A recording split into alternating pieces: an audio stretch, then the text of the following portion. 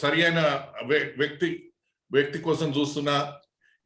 ఈ రోజు దేశంలో ఉన్న పరిస్థితులు, దేశంలో అనేకమై ఇట్లాంటి చర్చ చేసినప్పుడు మరి ఎంత ధైర్యంగా మీలాగా ధైర్యంగా మాట్లాడేటోళ్ళకి మీరే మాట్లాడాలంటే నేను మాట్లాడతాను మేడం అన్నారు. మేడంకు వేదిక తరఫున మనందరి తరఫున కూడా కృతజ్ఞతలు తెలియజేస్తున్నాను. మనము ఈరోజు ఎందుకు ఈ అంశాన్ని తీసుకోవాల్సి వచ్చిందన్నప్పుడు, మనకు స్వతంత్రంకు పూర్వము భారతదేశము భిన్న గణరాజ్యాలుగా, చిన్న చిన్న గణరాజ్యాలుగా ఉన్న అంశంగా దేశంగా మీకు తెలుసు. బ్రిటిష్ దేశము ఒక పరిపాలనా వ్యవస్థగానే, వాళ్ళు దీన్ని ఒక ఆర్థిక వ్యవస్థగానే చూసినారు, కానీ దీన్ని ఆర్థిక పరమైన పరిపాలన వ్యవస్థగానే చూసినారు, కానీ దేశంలో బాగోగులు కానీ దేశంలో ప్రజల యొక్క పరిస్థితులను కానీ వారు గమనించలేదని మీ అందరికీ తెలిసిన విషయం. మరి మనకు 1947లో స్వతంత్రం వచ్చినాక మరి ఇక్కడ ఈ దేశంలో ఆ రోజు విద్య లేదు, ఉపాధి లేదు, మొత్తం గ్రామీణ ప్రాంతంలో జనాభా ఉన్న పరిస్థితుల్లో స్వతంత్రం వచ్చినాక జవహర్లాల్ నెహ్రూ గారు ఒక మిక్స్డ్ ఎకానమీ ప్రపోజిషన్ తీసుకొని, అంటే ప్రైవేట్ పబ్లిక్ పార్టిసిపేషన్ గా తీసుకొని, ఆ పార్టిసిపేషన్ లో అనేకమైన పెద్ద పెద్ద కర్మాగారాలు, మరి ఆ రోజు ఇక్కడ ఉన్న పరిస్థితుల్లో ప్రభుత్వానికి ఆస్తులు లేని పరిస్థితి. మరి ప్రభుత్వానికి ఆస్తులు లేని పరిస్థితుల్లో ఆ రోజున్న ఇక్కడ ఉన్న ఆ గణరాజ్యాల అధిపతులు కావచ్చు, లేకపోతే జమీందారులు కావచ్చు, వాళ్ళందరి దగ్గర నుంచి కూడా ఆయన వాళ్ళని భాగస్వామ్యంతో ఇక్కడ ఆస్తులను కూడగొట్టుకొని చేసిన ఈ వ్యవస్థను మనం ఈరోజు గమనిస్తే, ఒక బిలాయి ఉక్కు కర్మారం కావచ్చు, జంషెద్పూర్ ఉక్కు కర్మారం కావచ్చు, ఇటువంటి బిహెచ్ఎల్ కావచ్చు, ఇటువంటి అనేకమైన పెద్ద పెద్ద కర్మాగారాలను పెట్టి ఉపాధి కోసం ఆయన చేసిన కృషిని మనం కొనియాడాల్సిన అవసరం ఉన్నది. కానీ 1991లో జరిగిన లిబరలైజేషన్ పాలసీ తర్వాత, ముఖ్యంగా NDA 1లో డిస్ఇన్వెస్ట్మెంట్ మినిస్ట్రీ అని ఒక మినిస్ట్రీని పెట్టి, ఆ మినిస్ట్రీ ద్వారా ప్రజల ఆస్తులను అమ్ముకునే అధికారాన్ని వాళ్ళు తీసుకొని ప్రజలను ఈ రోజు ప్రజల కోసం కూడబెట్టిన ఆస్తులను ఇంకొక విషయం, ఆ రోజు జవహర్లాల్ నెహ్రూ ఈ పెద్ద పెద్ద కర్మాగారాలు ఇవన్నీ చేస్తున్నప్పుడు ఇవన్నీ భారతదేశానికి ఒక ఆధునిక దేవాలయాలుగా ఆయన అభివర్ణించడం మనందరికీ ఇంకా గుర్తున్నది. మరి ఈరోజు ఈ ఆధునిక దేవాలయాలను ప్రభుత్వము మానిటైజేషన్ పేరు మీద, లేకపోతే డిస్ఇన్వెస్ట్మెంట్ పేరు మీద అమ్ముకోవడం ఒక సిగ్గుమాలిన చర్యగా ఈ తెలంగాణ జనవేదిక భావిస్తున్నది. మరి ఇంత నీచమైన దానికి ఒడిగట్టినప్పుడు దాని మీద మనం చర్చించాల్సిన అవసరం ఎంతైనా ఉన్నదని వేదిక భావించి, వేదికలో ఈ రోజు ఈ చర్చను తీసుకోవడం జరిగింది. మీ అందరికీ జ్యోతిరాణి గారి గురించి మీ అందరికీ చెప్పవలసిన పరిచయం చేయాల్సిన అవసరం లేదు. మేడము 4వ తారీఖు ఏప్రిల్ నెలలో బడ్జెట్ మీద, కేంద్ర బడ్జెట్ మీద వారు సుదీర్ఘమైన, ఆ రోజు కూడా ఇదే అంశంపై కూడా ఆ రోజు చర్చ జరిగింది అని చెప్పడంలో ఏమాత్రం సంశయం లేదు. మరి ఇంత జరుగుతున్నప్పుడు ఈరోజు సివిల్ సొసైటీ కానీ, ప్రజా సంఘాలు కానీ, లేకపోతే ప్రతిపక్ష పార్టీలు కానీ ఎందుకు స్పందించలేవు, ఎందుకు మాట్లాడట్లేవు అనేది మనం ఈరోజు చర్చించుకోవాల్సిన అవసరంగా మనం అందరం గమనించాల్సిన అవసరం ఉన్నది. మరి ఈరోజు అంత అసలు ఎవరిని కేర్ చేయకుండా ఒక పక్కన ఇంత పెద్ద పాండమిక్ ఉన్నది. ఆ పాండమిక్ లో ప్రజలు అష్ట కష్టాలు పడుతున్న సమయంలో వాళ్ళు ఒక దేశంలో అనేకమైన సవరణలతో చట్టాలు తీసుకురావడం మనందరికీ గుర్తే ఉంది. మొదలు వాళ్ళు ఆర్టికల్ 370 రద్దుతో స్టార్ట్ చేసి, మొత్తం ఈ పాండమిక్ లో మనం గమనించాలి, లేబర్ లాస్ ను, లేబర్ కోడ్స్ ను తీసి పారేసారు.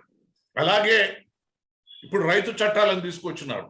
ఇటువంటి చట్టాలను తీసుకొచ్చి పాండమిక్ సిచ్యువేషన్ లో మొన్ననే ఇప్పుడు ఈ మానిటైజేషన్ ఆఫ్ అసెట్స్ కింద వాళ్ళు 3 లక్షల కోట్లు 4 లక్షల కోట్లు దీనికి యొక్క ఈ మానిటైజేషన్ ఆఫ్ అసెట్స్ కింద వాళ్ళు చేస్తున్న వైనం మనం చూస్తున్నాం. మరి ఈ రోజు ఇంత దిగజారిన తరాన్ని మనం గమనించి మనం లాంటి వేదికలు చర్చించకపోతే రేపు రాబోయే తరాలు ఈ దేశంలో రాబోయే తరాలకు అసలు మనుగడ లేని పరిస్థితి తీసుకొస్తున్న వైనాన్ని మీద మనం ఈ రోజు ఈ చర్చలు తీసుకుంటున్నాం. ఈ చర్చలో భాగస్వామ్యులైనందుకు మీ అందరికీ కృతజ్ఞతలు. నేను సభాధ్యక్షులకు డాక్టర్ ఆకుతోట శ్రీనివాసులు గారికి సభను అందించే ముందు నేను ఈ మన ఆనవాయితీ ప్రకారము ఈ దేశంలో మనం ఎంచుకున్న రాజ్యాంగంలో రాజ్యాంగ పీఠికను చదివి అసలు ఎందుకు ఈ రాజ్యాంగ పీఠికను చదువుతున్నామంటే దేశంలో నిజంగా రాజ్యాంగపరమైన పాలన జరుగుతుందా, మన అందరం ఒకసారి దాన్ని నెమరు వేసుకోవాలనే ఈ తెలంగాణ జనవేదిక గత కొన్ని వారాలుగా ఈ రాజ్యాంగ పీఠికను చదవాలని మేము వేదికలో నిర్ణయం తీసుకోవడం జరిగింది. నేను ఇప్పుడు ఈ రోజు నేను తెలుగులో మాట్లాడినా కాబట్టి నేను తెలుగులో ఈ రాజ్యాంగ పీఠికను మీ అందరికీ చదివి వినిపిస్తాను. భారత ప్రజలమైన మేము భారతదేశాన్ని సర్వసత్తాక సామ్యవాద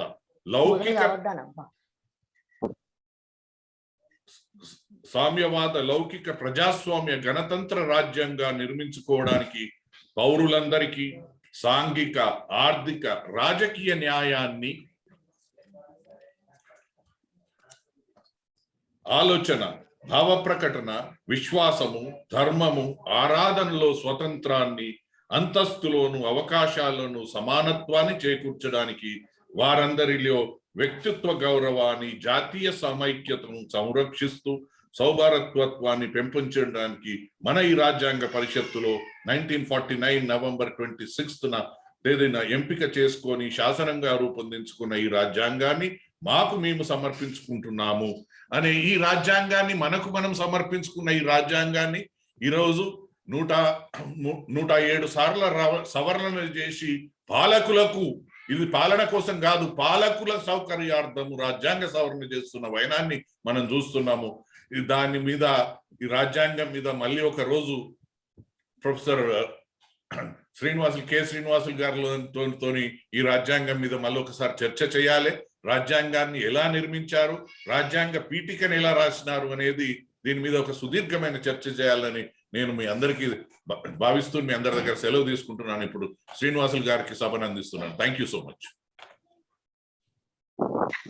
thank you sir. Thank you sir. Thank you sir.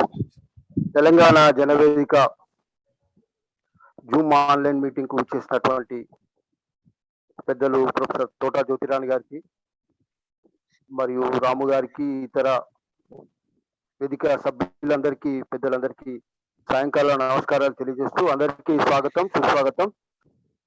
నిజంగా కూడా ఇవాళ చాలా అద్భుతమైనటువంటి అంశం ఇది. భారతదేశము యొక్క ఎల్పిజి ప్రోగ్రామ్స్ ఎప్పుడైతే తీసుకున్నాం, లిబరలైజేషన్, ప్రైవేటైజేషన్, గ్లోబలైజేషన్ అనేటువంటి పాలసీని భారతదేశంలో 1991వ సంవత్సరంలో తీసుకున్నాము. అది 30 సంవత్సరాలు పూర్తి చేసుకున్న సందర్భంలో మరి భారతదేశానికి ఈ గ్లోబలైజేషన్ వల్ల జరిగినటువంటి అభివృద్ధి ఏంది, వినాశనం ఏంది అనేటువంటి విషయంలో మనం చర్చించుకునేటువంటి క్రమం. అందులో భాగంగానే అద్దెకు ఆస్తులు కార్పొరేట్ శక్తులకు బదిలీ చేస్తున్న మౌలిక సదుపాయాలు అనేటువంటి అంశము చాలా సూటబుల్ అయినటువంటి అంశంగా నేను భావిస్తున్నాను. ప్రధానంగా ఈ దేశంలో చాలా మంది ఒక గ్లోబలైజేషన్ అనగానే కొత్తగా వచ్చిందని చెప్పేసి మనం అనుకుంటున్నాం. కానీ వాస్తవం చెప్పాలంటే వాస్కో డ గామా దగ్గర నుండి మొదలైనటువంటి ఈ యొక్క గ్లోబలైజేషన్ ఏదైతే ఉందో ఇప్పటి వరకు బిల్ గేట్స్ వరకు జరిగినటువంటి, లేదా ఇప్పుడు చేస్తున్నటువంటి అదానీ అంబానీల వరకు కూడా మనం చెప్పుకునేటువంటి అవకాశం ఉన్నది. ప్రపంచీకరణ అనేటువంటిది కొత్త కాదు, ప్రపంచీకరణ పాత పదమే ఉంది. కానీ ఆనాడు ప్రపంచీకరణ అనేటువంటి పదాన్ని వాడలేదు. కానీ 1991లో నాటి ప్రధాని అయినటువంటి పివి నరసింహారావు గారు, ఆర్థిక మంత్రి మన్మోహన్ సింగ్ గారు యొక్క సంస్కరణలు తీసుకురావడం, ఈ దేశం అభివృద్ధి చెందడానికి అవకాశాలు ఉంటాయని, సాంకేతిక పరిజ్ఞానాన్ని తీసుకొచ్చి విదేశీ మారక ద్రవ్య నిర్వహణను ఇక్కడ గొప్పగా ఏర్పాటు చేసుకుంటామని, మనం అభివృద్ధి చెందే దేశం నుండి అభివృద్ధి చెందే దేశంగా ప్రయాణం చేయడానికి అవకాశం ఉంటుందనేటువంటి ఒక గొప్ప లక్ష్యంతో అడుగుపెట్టినటువంటి ఈ యొక్క ఎల్పిజిని వాళ్ళ ఈ 30 సంవత్సరాల కాలంలో భారతదేశాన్ని ఏ స్థాయికి తీసుకుపోయింది, మరి ఏ స్థాయిలో దిగజార్చింది అనేటువంటి విషయం కూడా మనం కొద్దిగా ఆలోచించాలి. అందుకే దీంట్లో జోసెఫ్ స్టిగ్లిట్జ్ అనేటువంటి ఒక మహానుభావుడు, ఇది ఒక ఎకనామిస్ట్, ఒక ప్రముఖ ఆర్థికవేత్త.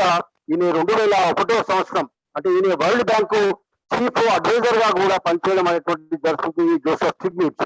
ఆయన తన యొక్క పదవి కాలం అయిపోయిన తర్వాత 2001 సంవత్సరం ఈ అబ్జర్వర్ అనేటువంటి ఒక పత్రిక, లండన్ పత్రికకు ఇంటర్వ్యూ చెప్తూ ఈ ప్రపంచ bank, world trade organisation, IFM చేసినటువంటి కుట్రల మీద ఆయన కొన్ని విషయాలు చాలా బహిర్గతంగా చెప్పడం అనేటువంటి జరుగుతుంది.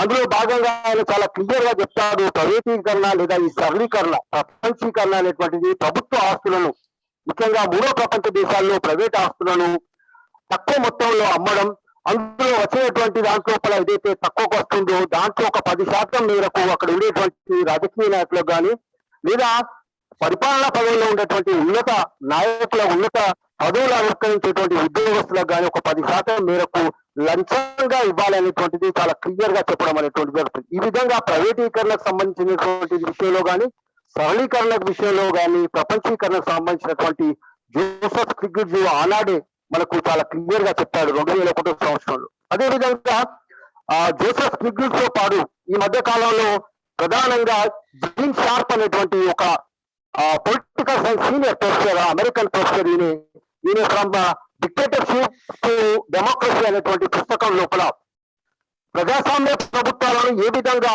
శాంతియుత మార్గంలో ప్రజాస్వామ్యయుతంగా ఏ విధంగా కూలగొట్టచ్చు అనేటువంటి విషయంలో ఆయన ఈ ఒక పుస్తకం రాస్తాడు.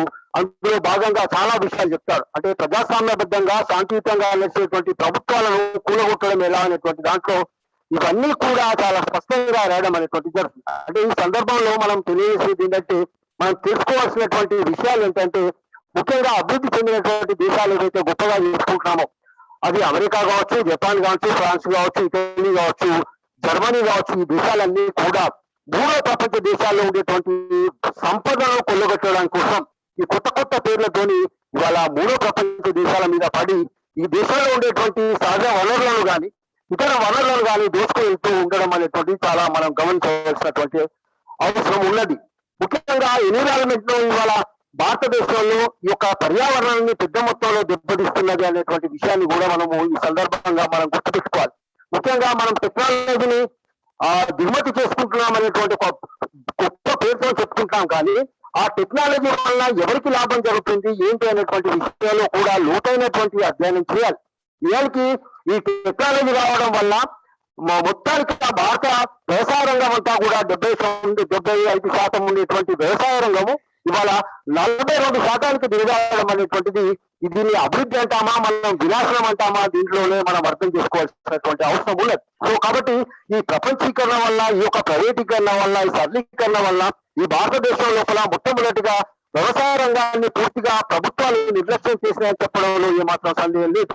కాబట్టి టెక్నాలజీ అనేటువంటిది ఒకవైపు మనం మంచి కోసం ఉపయోగించుకోవాలి, దాన్ని అభివృద్ధి కోసం ఉపయోగించుకోవాలి, కానీ ఉపాధి అవకాశాలను కొల్లగొట్టడం కోసం మాత్రము అది ఉపయోగించడం వల్ల ఇవాళ గ్రామీణ ప్రాంతాల్లో ఉండేటువంటి ప్రజలందరూ కూడా పట్టణ ప్రాంతాలకు వలస వస్తున్నారు అనేటువంటి విషయాన్ని కూడా మనం గమనించాల్సినటువంటి అవసరం ఉన్నది. అదేవిధంగా ఈ దేశంలో ఉండేటువంటి సంస్కృతి సాంప్రదాయాలను కూడా మొత్తానికి కూడా ఈ యొక్క లిబరేషన్, గ్లోబలైజేషన్ అనేటువంటిది మన యొక్క సాంప్రదాయాలను, సంస్కృతి మొత్తం కూడా చిన్న భిన్నం చేసిందని చెప్పడంలో కూడా ఏమాత్రం సందేహం లేదు. ఈ ముఖ్యంగా పావర్టీ అనేటువంటిది పెద్ద ఎత్తున పెరిగిపోయింది. అంటే ఉన్న వర్గాల వారు ఇంకా ఉన్నత వర్గంగా వాళ్ళు, అంటే డబ్బున్న వాడు ఇంకా ఎక్కువగా ఎదిగిపోయాడు, లేనివాడు ఇంకా పేదవాడుగానే దిగజారిపోయాడు. అందులో భాగంగానే మన దేశం లోపల అంబానీ గారి యొక్క ఆదాయాన్ని ఒక గంట సేపట్లో 90 కోట్ల రూపాయలను సంపాదిస్తున్నాడు.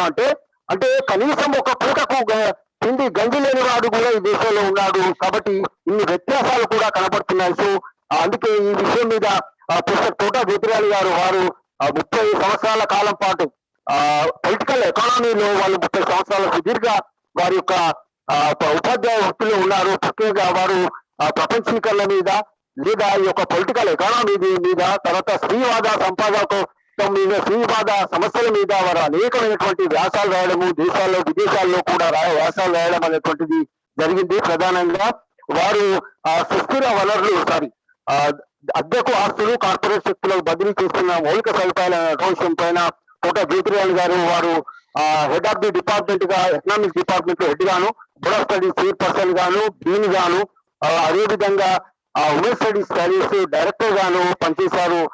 అనేక పదవులను వారు అనేక పదవులను వాళ్ళు పనిచేయడం జరిగింది.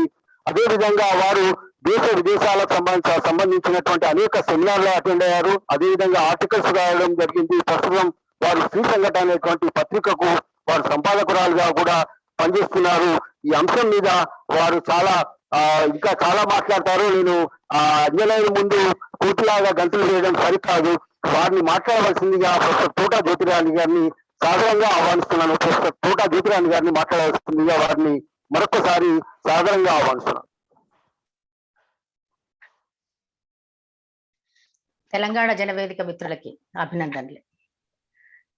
4-5 నెలల తర్వాత కలుసుకుంటున్నాం, మళ్ళీ వేదిక మీద మాట్లాడుకుంటున్నాం.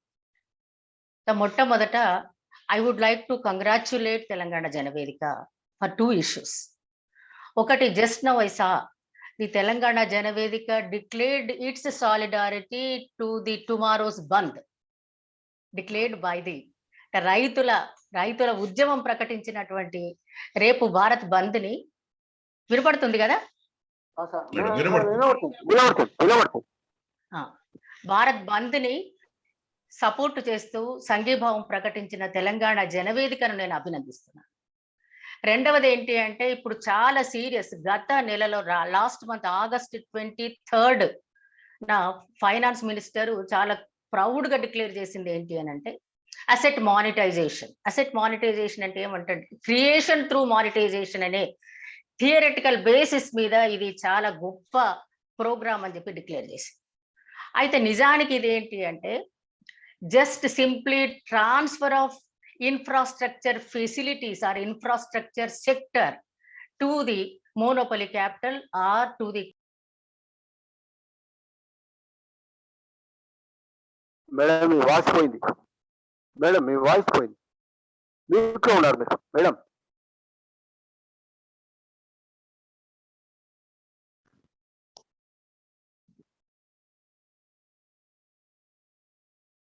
మేడం మీరు మ్యూట్ అయ్యారు మేడం.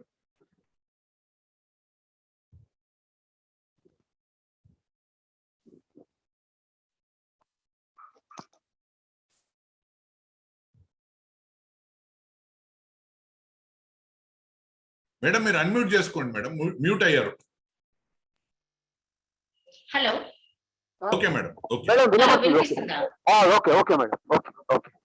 హలో, ఇప్పుడు వినబడుతుంది మేడం. ఇప్పుడు వినబడుతుంది మేడం. వినబడుతుంది ఇప్పుడు. వినబడుతుంది మేడం. వినబడుతుంది మేడం. ఓకే ఇప్పుడు వినబడుతుంది మేడం. Okay okay.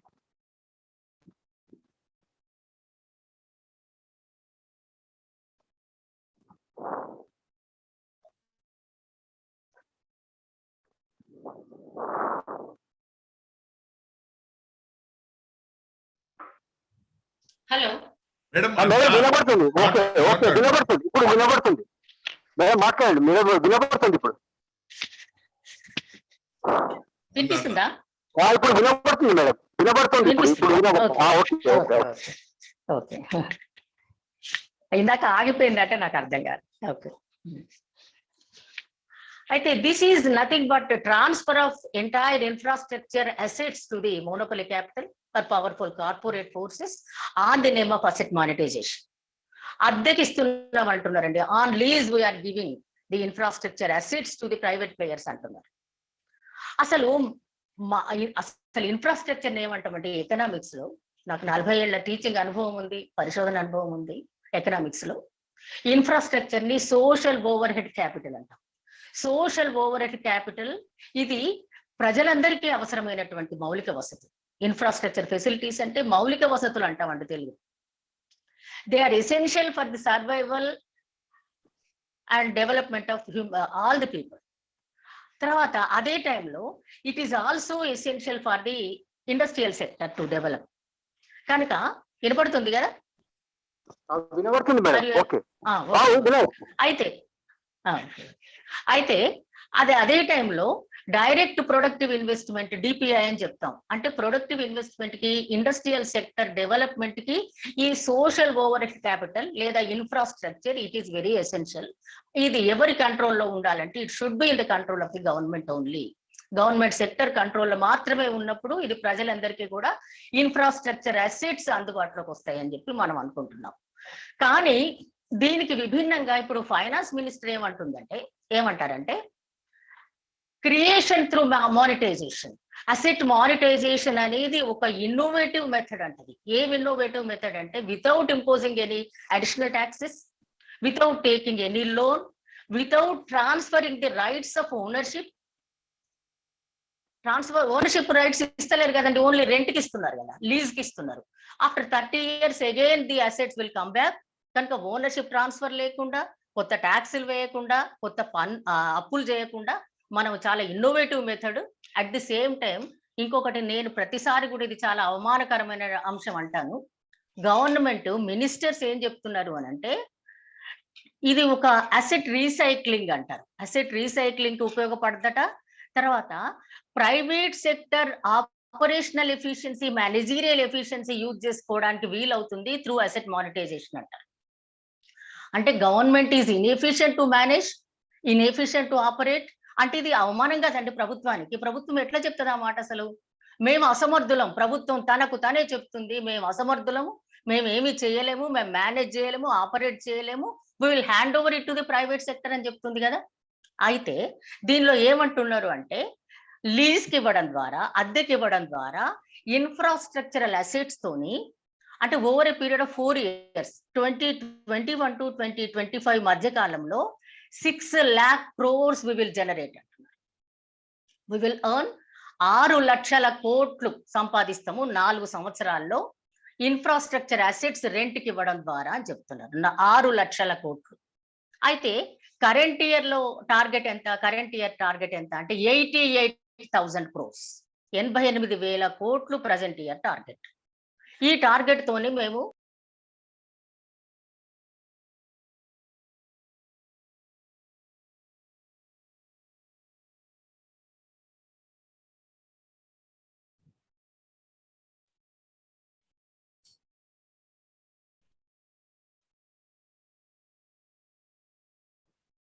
మేడం మీరు మళ్ళీ మ్యూట్ అయ్యారు మేడం.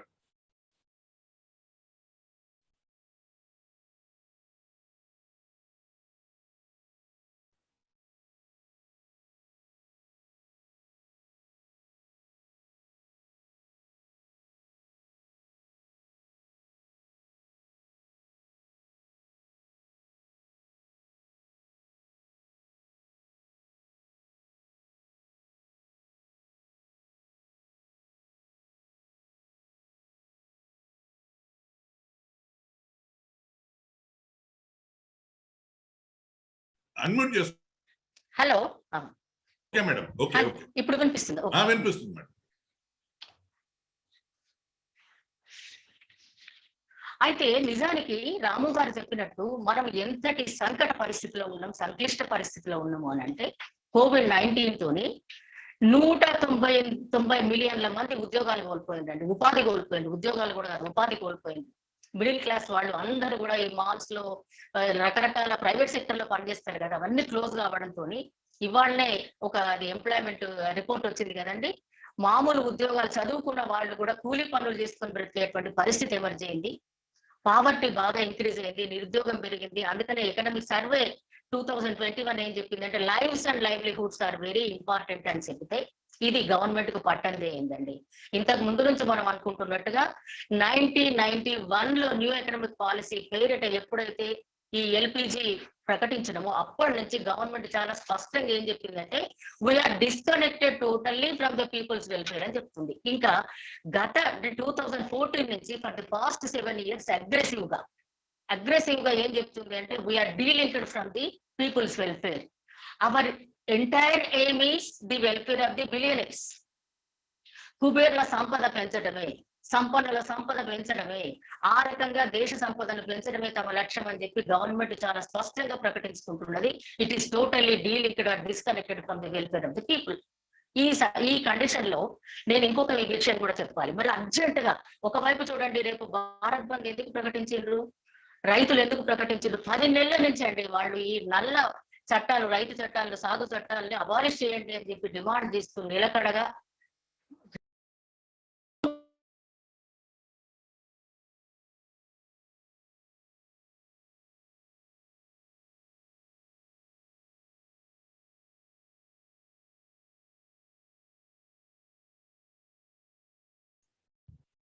మేడం మీ మళ్ళీ మ్యూట్ అయ్యారు మేడం.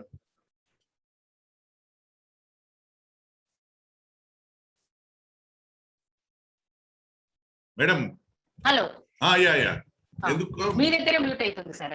కాదు మేడం, మీరు అది ఏమైతుందంటే వీడియో ఆఫ్ చేసేయండి. వీడియో ఆఫ్ చేయమంటారా? అది దాని బ్యాండ్ విడ్త్ లో ఉండి మ్యూట్ అయిపోతుంది. ఓకే ఓకే, యా ఇప్పుడు వినిపిస్తుందా? వినిపిస్తుంది మేడం.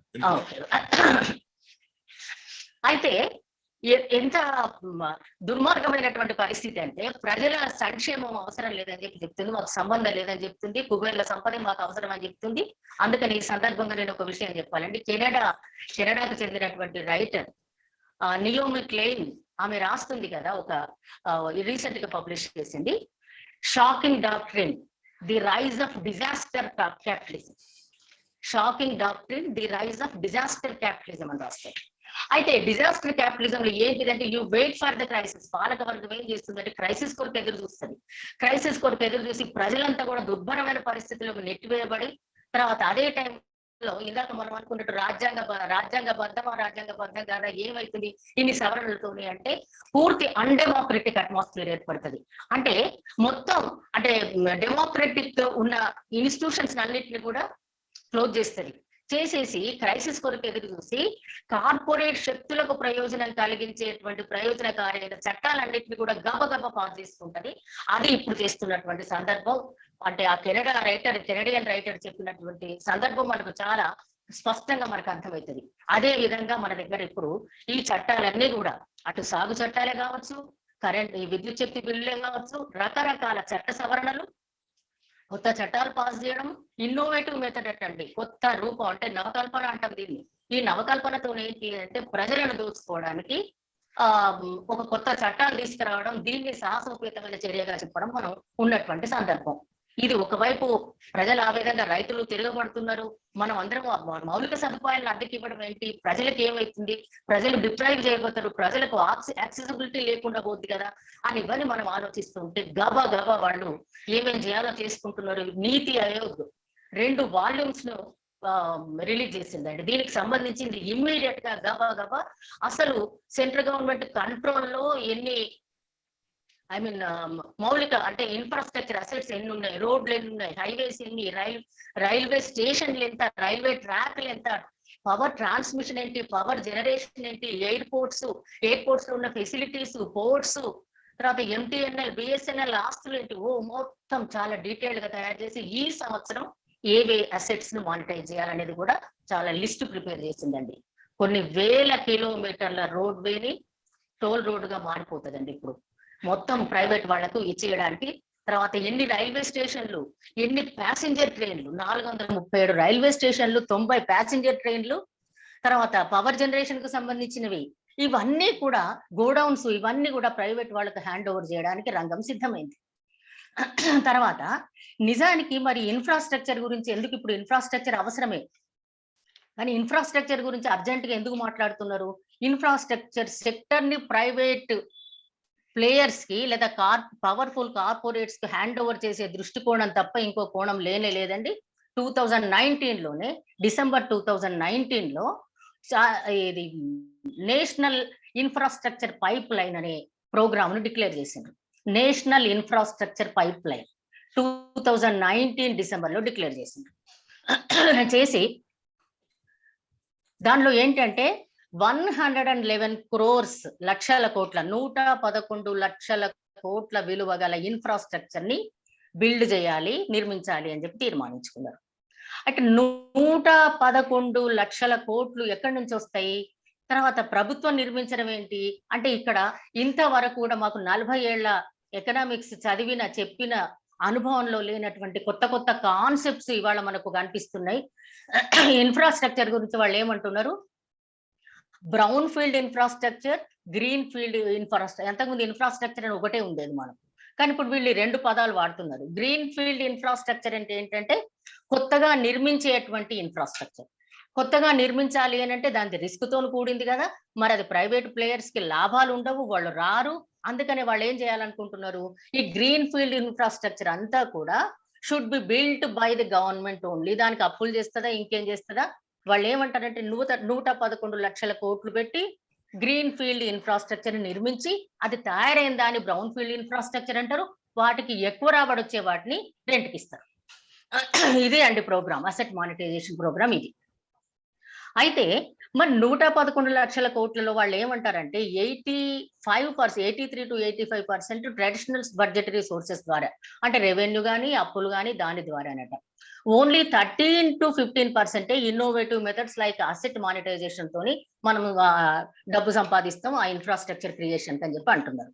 నిజానికి ఈ ఇన్ఫ్రాస్ట్రక్చర్ అంటే ఇవాళ మనకు ఇన్ఫ్రాస్ట్రక్చర్ అని చెప్తే నిజానికి ఇది part and parcel of the global infrastructure outlook లో భాగం అండి. ప్రపంచానికి, ప్రపంచ గుత్త పెట్టుబడులకు కావలసినటువంటి ఇన్ఫ్రాస్ట్రక్చర్ ఏంటో నిర్ణయం జరిగింది కనుక దానిలో భాగంగానే మన దేశంలో ఈ నేషనల్ ఇన్ఫ్రాస్ట్రక్చర్ పైప్ లైన్ అనేది వచ్చింది.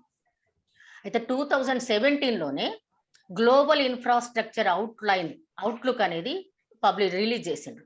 దానిలో ఏమంటారంటే 2016 to 2040 మధ్య ఇన్ఫ్రాస్ట్రక్చర్ క్రియేషన్ కి $94 బిలియన్ కావాలి అని చెప్పండి. మరి ఇన్ని $1 బిలియన్ ఎక్కడి నుంచి రావాలి అంటే 50% షుడ్ కమ్ ఫ్రమ్ ఏషియా అంట. ఏషియా నుంచి 50% రావాలి. అందులో ప్రధానంగా 3 దేశాలండి, చైనా, ఇండియా, జపాన్ నుంచే ఈ 50% రావాలని చెప్పి చెప్తారు.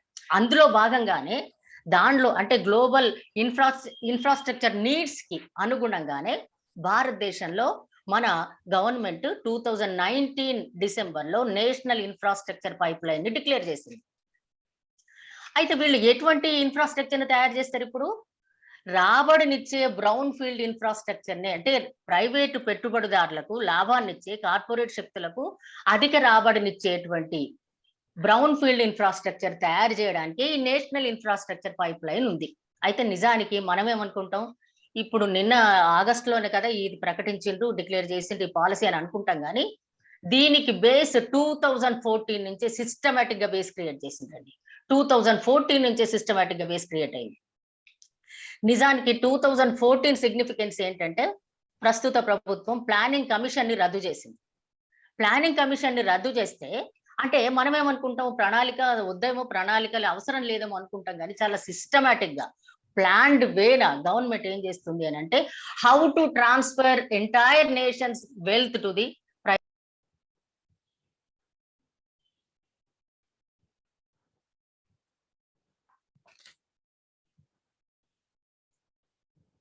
మేడం. మళ్ళా మీరు మ్యూట్ అయ్యారు మేడం.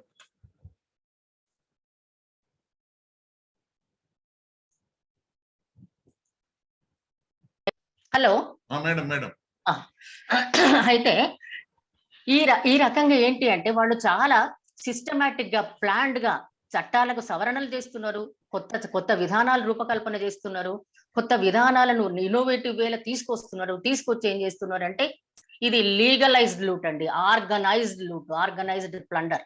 ఇది ఎక్కడ రాజ్యాంగబద్ధమా చట్టబద్ధమా అనేది నేను చెప్పను, ఎందుకంటే ఇది చట్టబద్ధంగా చట్టాలే తయారైనాయి కదా. ఆ చట్టబద్ధంగానే వీళ్ళు మొత్తం they are transferring entire wealth of the nation to the corporate forces. ఇక్కడ ఇంకో డౌట్ వస్తుందండి, అసలు నేషన్స్ వెల్త్ అంటే ప్రజలదా లేదా 5 ఏళ్ల కొరకు ఎన్నికైన ప్రభుత్వానిదా?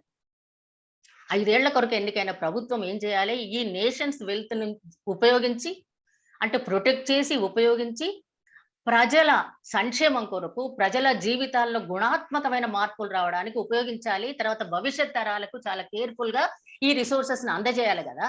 కానీ ఇది గవర్నమెంట్ ఎట్లా ఆలోచిస్తున్నది అని అంటే ఒక కమర్షియల్ ఆర్గనైజేషన్ తనకు తాను అనుకుంటున్నది. అంతేకాకుండా nation's wealth is the government's private property అనుకుంటున్నదండి. ప్రభుత్వం యొక్క ప్రైవేట్ ఆస్తి అనుకోని అమ్ముకొని డబ్బు రావాలి, డబ్బు రావాలి. ఎవరికి అమ్ముతున్నది, ఎట్లా అమ్ముతున్నది, ఎందుకు అమ్ముతున్నది, మరి ప్రజల జీవితాలు ఏమైతాయి, ప్రజలు మరి మెజారిటీ ప్రజలు మిజరబుల్ కండిషన్స్ లో బ్రతుకుతున్నారు కదా అంటే ఇవన్నీ పట్టదండి. కేవలం వాళ్ళు ఏమంటారంటే 2019 బడ్జెట్ లోనే ప్రకటించారు 2025 నాటికి $5 ట్రిలియన్ వర్త్ ఎకానమీ తయారు కావాలి. అందుకు వాళ్ళు ఏమన్నారంటే క్లియర్ గా చెప్పింది ఏంటంటే ఇందులో పేదరిక నిర్మూలన, ఉద్యోగ కల్పన ప్రస్తావన లేదండి. ఏమైనా బిలియనీర్ల సంపద పెంచటమే లక్ష్యంగా ఈ $5 ట్రిలియన్ వర్త్ ఎకానమీ తయారవుతుంది అని చెప్పిండ్రు. అంటే బిలియనీర్ల సంపద పెరుగుతుంది కనుక అందుకే మనకు చూడండి మొన్న పాండమిక్ పీరియడ్ లో పాండమిక్ లాక్డౌన్ డిక్లేర్ చేసిన 4 నెలలలో అదానీ గ్రూప్ ఆస్తులు 5 రెట్లు పెరిగినాయి. తర్వాత అంబానీ ప్రపంచ కుబేర్లలో 4వ స్థానానికి ఎగబాక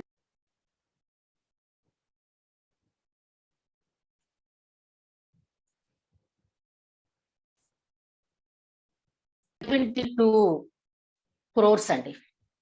గంటకు 72 కోట్ల చొప్పున అతని సంపద పెరుగుతున్నది. 72 కోట్లు అని అంటే 10,000 కుటుంబాల సంవత్సర ఆదాయం. 10,000 కుటుంబాల సంవత్సర ఆదాయం అదానీ గ్రూప్ కు గంటలో వస్తున్నదండి. అంటే ఇక మీరు చూడండి ఎంత ఎక్స్ట్రీమ్ ఇన్ఈక్వాలిటీస్ ఏర్పడాయో మనకు చాలా స్పష్టంగా తెలుస్తున్నది. అయితే 2014 లోనే దీనికి బేస్ ఏర్పడ్డదని ఎట్లా చెప్పొచ్చు? ఇన్ఫ్రాస్ట్రక్చర్ ఇన్వెస్ట్మెంట్ ట్రస్ట్ కి పర్మిషన్ ఇచ్చింది. ఈ ఇన్ఫ్రాస్ట్రక్చర్ ఇన్వెస్ట్మెంట్ ట్రస్ట్ ఎవరు స్టార్ట్ చేస్తారు? Powerful corporate forces or monopoly capital will start those infrastructure trust. ఈ ట్రస్ట్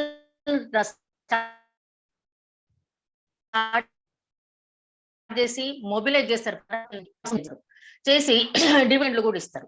అయితే ఈ డివిడెండ్ల మీద పన్ను ఉంటది కానీ ఈ ట్రస్ట్ సంపాదించిన సంపాదన మీద పన్ను లేదండి. అంటే కార్పొరేట్ శక్తుల మీద పన్ను లేదు.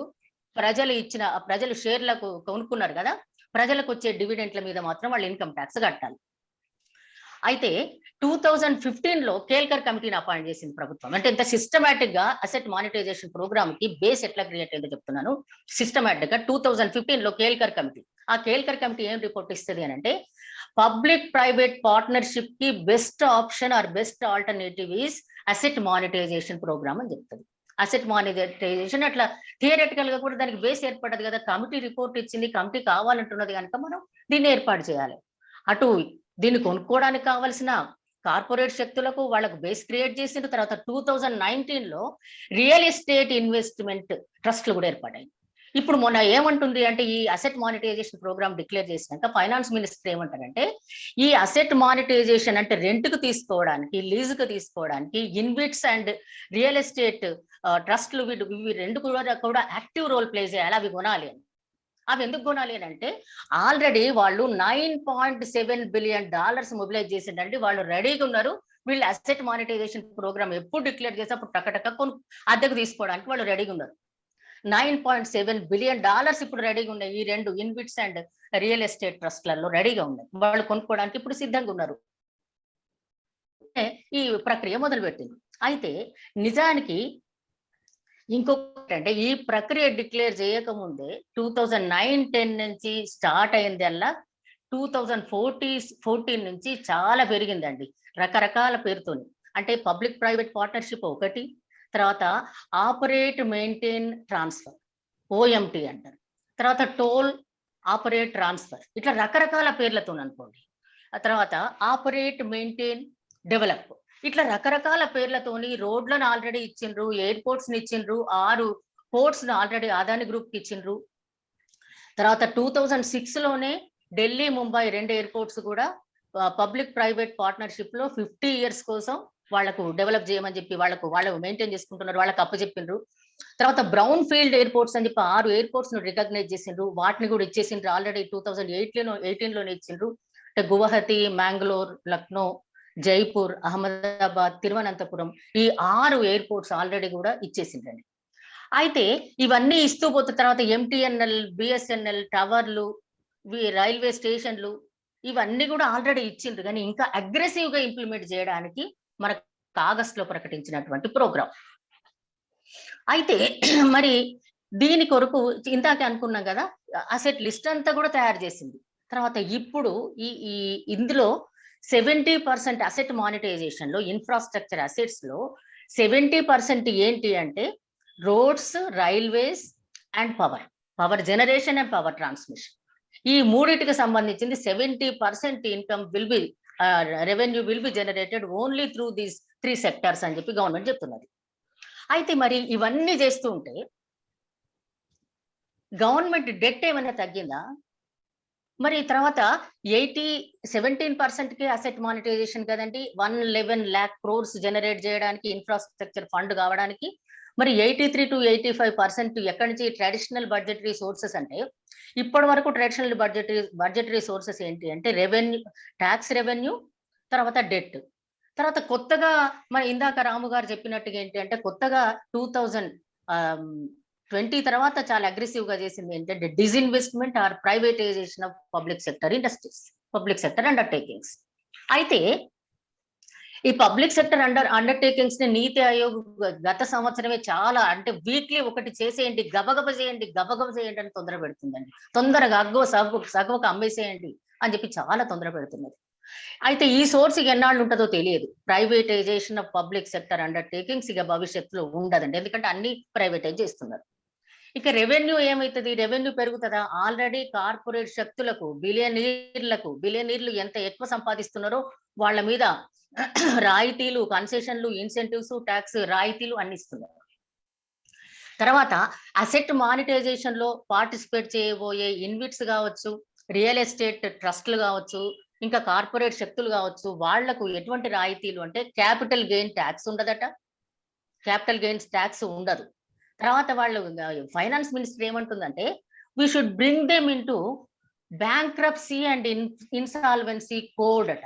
బ్యాంక్రప్సీ అండ్ ఇన్సాల్వెన్సీ కోడ్ లోకి తీసుకురావడం వల్ల ప్రైవేట్ ప్లేయర్స్ కి ప్రొటెక్షన్ ఉంటది అని. జనం ఏమైతే పక్కకు పెట్టండి, కార్పొరేట్ శక్తులకు ప్రొటెక్షన్ కొరకు ఈ బ్యాంక్రప్సీ కోడ్ లోకి వాళ్ళని తీసుకురావాలి. తర్వాత ఇన్కమ్ ట్యాక్స్ 1961 లో 54C ప్రకారము వీళ్ళకు ప్రొటెక్షన్ ఇవ్వాలి, ఇన్కమ్ ట్యాక్స్ నుంచి కూడా రక్షణ ఇవ్వాలి.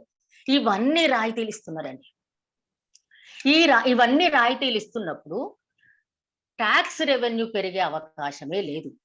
ఆల్రెడీ జిఎస్టి, రకరకాల పన్నులు, మీకు పెట్రోల్, ఆయిల్, గ్యాస్, ఇవన్నీ కూడా ఎసెన్షియల్ గూడ్స్ ట్యాక్స్ ఎంత ఎక్కువ లెవెల్ అంటే కామన్ మ్యాన్ మీద ఎంత పెద్ద బర్డెన్ పడుతుందంటే common man already they are living in miserable conditions. ఇక వాళ్ళ మీద ఇండైరెక్ట్ ట్యాక్సెస్ వేసి వసూలు చేయడానికి వీలే కాదు. కనుక కార్పొరేట్ల మీద ట్యాక్స్ లేయము, ఇన్సెంటివ్స్ ఇస్తాము, సామాన్య ప్రజల మీద ఆల్రెడీ మొత్తం భారం పడ్డది. ఇక రెవెన్యూ అంటే ట్యాక్స్ రెవెన్యూ పెరగడానికి అవకాశం లేదు. కనుక ఎక్కడి నుంచి రెవెన్యూ పెరుగుతుంది? డెట్ ద్వారానే, అప్పుల ద్వారానే పెరుగుతుంది.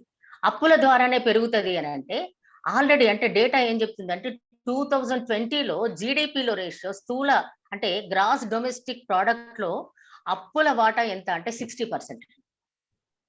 అది కాస్త 2021లో ఎంత పెరిగింది అని అంటే 61.7% పెరిగింది.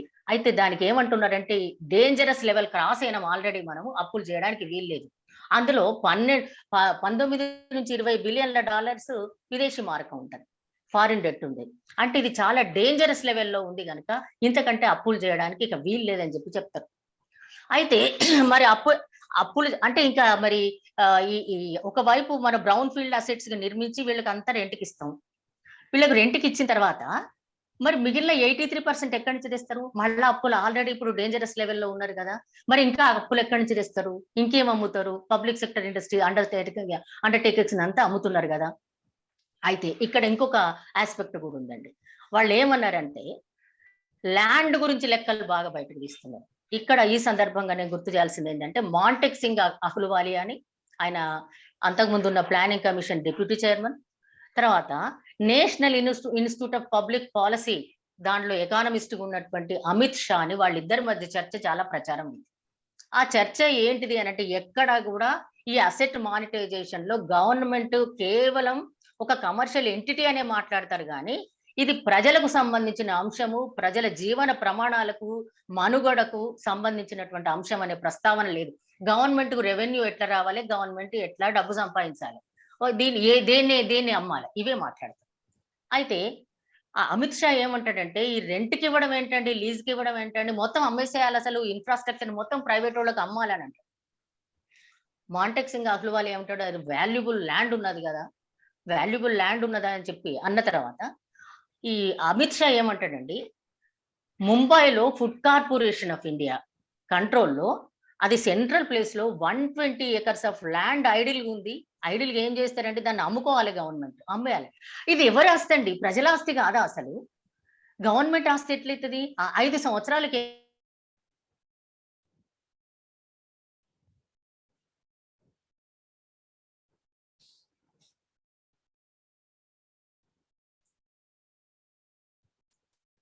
ఇంకొకటి ఏంటంటే దీన్ని ఎవరైనా వ్యతిరేకిస్తున్నారా? ఎవరైనా వ్యతిరేకించిండ్రా అంటే తమిళనాడు గవర్నమెంట్ వ్యతిరేకిస్తున్నదండి. తమిళనాడు గవర్నమెంట్ ఏమంటున్నది అని అంటే, ఇది తమిళనాడులో అంటే వీళ్ళు గుర్తించినటువంటి ఆస్తుల్లో ముఖ్యంగా వాళ్ళు వ్యతిరేకించింది ఏంటంటే సేలం స్టీల్ ప్లాంట్ ని ప్రైవేటైజ్ చేయడాన్ని వాళ్ళు వ్యతిరేకిస్తున్నారు. తర్వాత ఇప్పుడు అసెట్ మానిటైజేషన్ లో గుర్తించినటువంటి 4 ఎయిర్పోర్ట్స్, ఒక heritage train and highways, important highways అంటే హెవీ ట్రాఫిక్ ఉన్నటువంటి, ఎక్కువ రెవెన్యూ వచ్చేటువంటి హై రెవెన్యూ ఈల్డ్ చేసేటువంటి హైవేస్ ని వాళ్ళు లీజ్కి ఇస్తున్నారు. అయితే అందులో చాలా ముఖ్యమైనటువంటి హైవేస్ తమిళనాడులో ఉన్నాయి కనుక తమిళనాడు గవర్నమెంట్ ప్రొటెస్ట్ చేస్తున్నది. తర్వాత అదే విధంగా ఆదాని గ్రూప్ గెలుచుకున్నటువంటి ఈ త్రివేంద్రం ఇంటర్నేషనల్ ఎయిర్పోర్ట్ ఉంది, కేరళ గవర్నమెంట్ కూడా రెసిస్ట్ చేస్తున్నది. వాళ్ళు ఇప్పుడు ఆ కేసు సుప్రీంకోర్టులో ఉన్నది. అయితే ఆదాని గ్రూప్ ఆల్రెడీ లీజ్ కి ఎంటర్ అయిందండి. పోర్టు, ఎయిర్పోర్ట్స్, ఆయిల్, గ్యాస్, వీటన్నిట్ల గోడౌన్స్, వీటన్నిటిలో ఆదాని గ్రూప్ ఆల్రెడీ లీజ్ ప్రక్రియలో ఎంటర్ అయిపోయింది. మనం ఇంకా ఎంటర్ అవుతుందేమో ఇప్పుడే పాలసీ ప్రకటించిన అనుకుంటున్నాం, కానీ కాదు.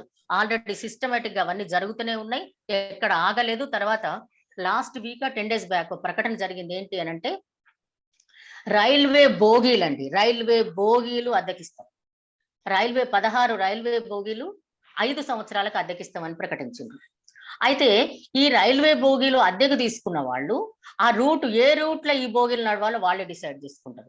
అంటే ప్రజలందరికీ ప్రజా రవాణా వ్యవస్థ కదండి, రైళ్లు కానీ బస్సులు కానీ ఇవన్నీ ప్రజా రవాణా వ్యవస్థ కదా. ప్రజలకు అంటే అన్ని రకాల ప్రజలకు వాళ్ళు ఎక్కడికి పోవాలన్న ఉద్యోగానికో, అనారోగ్యానికో, ఆరోగ్యానికో, మంచికో, చెడుకో పోవడానికి రవాణా వ్యవస్థ కదా ఇది. దీన్ని ప్రైవేట్ వాడికి బోగీలు అమ్ముతే వాడు బోగీలు లీజుకి ఇస్తే వాళ్ళు ఏం చేస్తారు అట అంటే దానికి కూడా రీజన్స్ కూడా చెప్తున్నారు. సినీ ఫీల్డ్ ఒక 5 సంవత్సరాలు ఒక మంచి అంటే సీనరియో ఉన్న చోట అక్కడ సినిమాలు తీస్తారు కదా, అటువంటి చోటుకి ఈ రైల్వే బోగీలను 5 ఏళ్ళు డైవర్ట్ చేస్తాడు ఎవరైనా రెంట్కు తీసుకొని. సినీ ఫీల్డ్ వాళ్ళకు ఉపయోగపడుతుంది. లేదా రకరకాల టూరిజం కూడా ఉంది కదండి, వారణాసో ఇంకేదో రకరకాల టూరిజం ఉంది కదా, వాళ్ళు కూడా బోగీలు బుక్ చేసుకుంటారు. అటువంటి వాళ్ళు ఏంటంటే 5 ఏళ్ళు కంటిన్యూస్ గా వాళ్ళు టూరిజం కొరకు వాడుకోవడానికి ఈ బోగీలను ఉపయోగించుకుంటారు. మరి సామాన్య మానవుల మాట్లాడుకోవాలి. రైల్వే స్టేషన్, మరి ప్రధానమంత్రి రైల్వే స్టేషన్ లో నేను టీ అమ్ముకొని బతికిన అంటాడు కదా, మరి నిజానికి ఇప్పటికీ రైల్వే స్టేషన్లు మెజారిటీ ప్రజలు పేదరికంలోకి నెట్టబడుతున్నారు కదా. వాళ్ళు మెజారిటీ ప్రజలకు వాళ్ళు ఉండడానికి, అమ్ముకోవడానికి, బతకడానికి బ్రతుకు తెరువు ఎక్కడ ఆశ్రయం లేకపోతే ప్లాట్ఫామ్ మీద పడుకుంటారు కదండి. ప్లాట్ఫామ్ మీద ఎన్ని కుటుంబాల జీవితాలు నడుస్తాయి. తర్వాత వాళ్ళు అమ్ముకుంటారు, వాళ్ళ సంపాదన, వాళ్ళ జీవనోపాధి రైల్వే స్టేషన్లతో ముడిపడలేదా? ఇవి ప్రైవేటైజ్ చేస్తే రోడ్లన్నీ టోల్ రోడ్లు అయిపోతే అసలు ఏంటిది? తర్వాత ఇంకొకటి అండి, గవర్నమెంట్ ల్యాండ్ ఇన్ఫర్మేషన్ సిస్టమ్ అని వాళ్ళు మొత్తం లెక్కలేసిండండి. కేంద్ర ప్రభుత్వ కంట్రోల్లో ఎంత ల్యాండ్ ఉంది, ఆ ల్యాండ్ వాళ్ళు ఏం చెప్తారంటే 15,000 మోర్ దాన్ 15,000 స్క్వేర్ కిలోమీటర్లు ఉంది. ఈ భూమిలో 1/3 ఐడిల్ ఉంది కనుక దాన్ని అమ్మేసేయండి, డబ్బు తీసుకోండి. డబ్బు ఎవరి కొరకు? ప్రజలేమో ఇంకా నికృష్టమైన జీవితంలోకి పడిపోతున్నారు, దుర్భరమైన జీవితంలోకి నెట్టబడుతున్నారు. ఈ డబ్బులు అంటున్నారు, అప్పుల పాలవుతున్నారు. అప్పులు మోర్ దాన్ 61% జీడిపిలో ఉంటున్నది. మరి ఏంటిది, ఏం చేస్తున్నారు? అటువైపు తమిళనాడు గవర్నమెంట్, కేరళ గవర్నమెంట్ తప్ప ఇంకెవరు కూడా వ్యతిరేకిస్తలేరు. మరి ఇతర దేశాల అనుభవాలు ఎట్లున్నాయి అని చూస్తే, తర్వాత ఇంకొకటి ఇన్ఫ్రాస్ట్రక్చర్ కి మనకు ఇంకేం చేసిండ్రు అని అంటే 2018లో 10 లక్షల కోట్లు 10 lakh crores ని అలాట్ చేసింది. 2019లో 10.2 lakh crores ని అలకేట్ చేసిండ్రండి ఇన్ఫ్రాస్ట్రక్చర్ కి. ఏ ఇన్ఫ్రాస్ట్రక్చర్ కొరకు క్రియేట్ చేసిండ్రు? ప్రజల కొరకు ఉపయోగపడే ఇన్ఫ్రాస్ట్రక్చర్ కాదు, కేవలం కార్పొరేట్ పెట్టుబడులకు లాభాలను ఇచ్చేటువంటి బ్రౌన్ ఫీల్డ్ ఇన్ఫ్రాస్ట్రక్చర్ ని క్రియేట్ చేసి వాళ్లకు లీజ్ పేరు మీద, అద్దె పేరు మీద, రెంట్ పేరు మీద వాళ్ళకి అప్పచెప్పడానికి, అటువంటి ఇన్ఫ్రాస్ట్రక్చర్ క్రియేట్ చేయడానికి ఇన్ని లక్షల కోట్లు కేటాయింపు మనకు కనిపిస్తుంది. అయితే వీళ్ళు ఏం చెప్తారు అని అంటే ఆస్ట్రేలియా దీన్ని అనుసరించింది. ఆస్ట్రేలియా 2013లోనే ఫాలో అయింది, మనం ఇప్పుడు ఫాలో అయ్యాం. మరి ఆస్ట్రేలియా 2013లో ఫాలో అయింది నిజమే, కానీ ఆస్ట్రేలియాలో 8 రాష్ట్రాలలో ఓన్లీ 3 స్టేట్స్ అడాప్టెడ్ ఇట్. 3 రాష్ట్రాలే వీటిని ఫాలో అయ్యాయి. ఆ 3 రాష్ట్రాల్లో వీళ్ళు ఇన్ఫ్రాస్ట్రక్చర్ రెంట్‌కి ఇవ్వడం మొదలు పెడితే ఎవరు రెంట్‌కు తీసుకున్నారు అని అంటే అబుదాబి అండ్ కువైట్ అండి. అబుదాబి అండ్ కువైట్ ఇప్పుడు ఇన్ఫ్రాస్ట్రక్చర్ 3 స్టేట్స్ లో it is controlled by the Abu Dhabi and Kuwait. కాబట్టి ఈ ఆస్ట్రేలియన్ కమిషన్ ఒకటి ఉంది, కాంపిటీషన్ అండ్ కన్సూమర్ కమిషన్ అని. దాని చైర్మన్ ఆయన ఏమంటాడంటే, మేమే చాలా డేంజరస్ బిట్టర్ ఎక్స్పీరియన్సెస్ ఉన్నాయి అసెట్ మానిటైజేషన్ వల్ల, యూ డోంట్ మానిటైజ్ అని చెప్పి మనకు వార్నింగ్ ఇచ్చింది. ఆ వార్నింగ్ ఎక్కడికి పోయింది? అది పక్కకు పెట్టేసిండ్రు. ఆస్ట్రేలియా అని చెప్తారు. మరి ఆస్ట్రేలియా చైర్పర్సనే వద్దని చెప్తున్నాడు కదా. తర్వాత యూకేలో రైల్వేస్ నేషనలైజ్ చేసి అది క్రియేట్ చేసిన ఖయాస్, కన్ఫ్యూజన్, ప్రజలకు ఎంత ఇన్కన్వీనియన్స్, అవన్నీ అనుభవాలతోని వాళ్ళు ఇప్పుడు ఏం నిర్ణయం తీసుకున్నారంటే రీనేషనలైజ్ చేద్దాం. Again they wanted to nationalise railways in UK.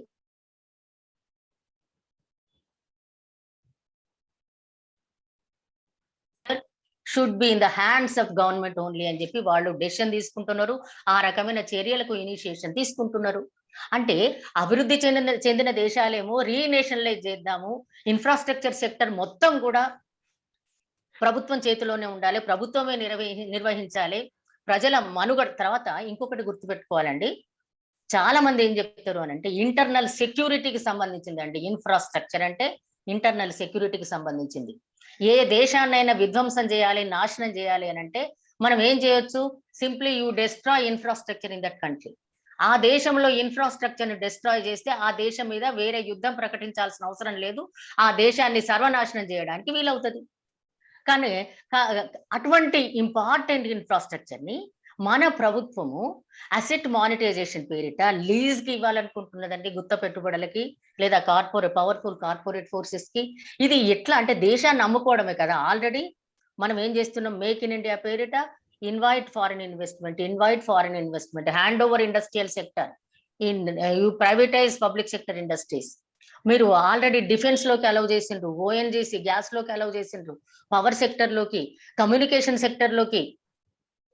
Defence లకు అలౌ చేస్తారనండి ఎక్కడన్నా ప్రైవేట్ పెట్టుబడులని? డిఫెన్స్ దేశ రక్షణకు సంబంధించింది కదా. తర్వాత రైల్వేలు, ఎయిర్పోర్ట్స్, పోర్ట్స్ అన్నిటిని కూడా ప్రైవేట్ సెక్టర్ కి ఆల్రెడీ ఇచ్చేసిండ్రు. ల్యాండ్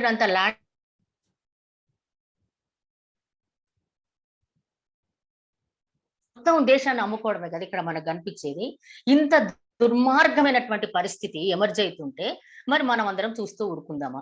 తర్వాత మౌలిక వసతులు అంటే ప్రధానంగా రవాణా పవర్ కనుక తీసుకున్నట్లయితే, ఇప్పుడు ఇందాక మనం రేపటి భారత్ బంద్ కి మనం కూడా తెలంగాణ జనవేదిక కూడా మద్దతు చెప్పినటువంటి బంద్ లో వాళ్ళు 3 వ్యవసాయ చట్టాలతో పాటు వాళ్ళు అబాలిష్ చేయమని కోరేది ఏంటి అంటే ఎలక్ట్రిసిటీ అమెండ్మెంట్ బిల్ 2020.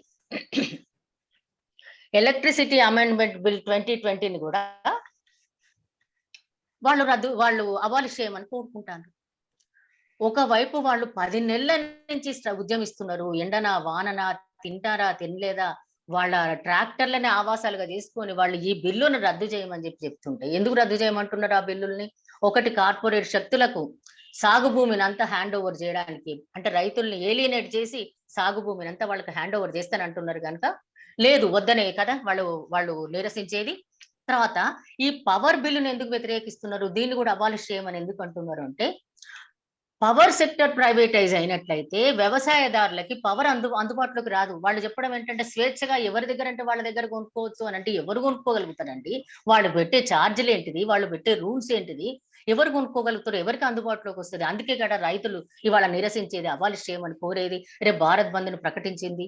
కానీ వీళ్ళు ఏం చేస్తున్నారు అని అంటే చాలా ఆశ్చర్యకరంగా పవర్ సెక్టర్ లో మొత్తం ట్రాన్స్మిషన్ ను, తర్వాత డిస్ట్రిబ్యూషన్ కెపాసిటీ, ఎన్ని కిలోమీటర్లు ఉంది, ఎన్ని లైన్స్ ఉన్నాయి, ఆ లైన్స్ అన్నిటిని ప్రైవేటైజ్ చేయడానికి ఇవాళ అసెట్ మానిటైజేషన్ పేరిట ఆ చర్యలు తీసుకుంటున్నారు కదా. ఎంత దుర్మార్గమైనటువంటి పరిస్థితి అండి. తర్వాత ఇంకొకటి రవాణా వ్యవస్థ గురించి, ఇందాకే మనం రైల్వే స్టేషన్లు వీటి గురించి మాట్లాడుకున్నాం. ప్రజా రవాణా వ్యవస్థ ఎంత ముఖ్యమైనది అంటే సేఫ్టీ, సెక్యూరిటీ ప్రజా రవాణా వ్యవస్థ ద్వారానే ఉంటది కదా. తర్వాత 2012లో నిర్భయ సంఘటన అయితే మొత్తం దేశాన్ని, ప్రపంచాన్ని కదిలించేసింది కదా. ఆమె మీద ఎంత క్రూరమైన, హేయమైన దాడి జరిగింది. మొత్తం దేశం అంతా అంటే చాలా ఉవ్వెత్తున వాళ్ళు ప్రతిఘటించిండ్రు, నిరసించిండ్రు, వాళ్ళ నిరసన వ్యక్తం చేసిండ్రు, ప్రభుత్వాన్ని కదిలించిండ్రు. చివరికి ప్రభుత్వం జస్టిస్ వర్మ కమిటీని వేయక తప్పలేదు. జస్టిస్ వర్మ కమిటీ చెప్పినటువంటి ఈ సంఘటనకు కారణాలు కొన్ని కారణాలు ఐడెంటిఫై చేసింది కదా.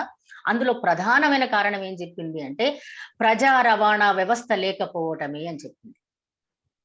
ప్రజా రవాణా వ్యవస్థ లేకపోవడమే అని అంటే ఏంటిది, ఈ ప్రైవేట్ వాడి బస్సు, అది బ్యాన్ చేసిన బస్సు, కర్టెన్లు, హెవీ కర్టెన్లు ఉండి లోపల ఏం జరుగుతుందో వాళ్ళు పోలీస్ వ్యాన్లు కూడా తిరిగినాయి కదండి, అయినా కూడా చూడలేదు కదా. అంటే ప్రజా రవాణా వ్యవస్థ ఉన్నట్లయితే, ఆర్టీసీ బస్సులే ఉన్నట్లయితే ఈ సంఘటన జరగకపోవును కదా అని వర్మ కమిటీ చెప్పిందండి, 2012లో చెప్పింది.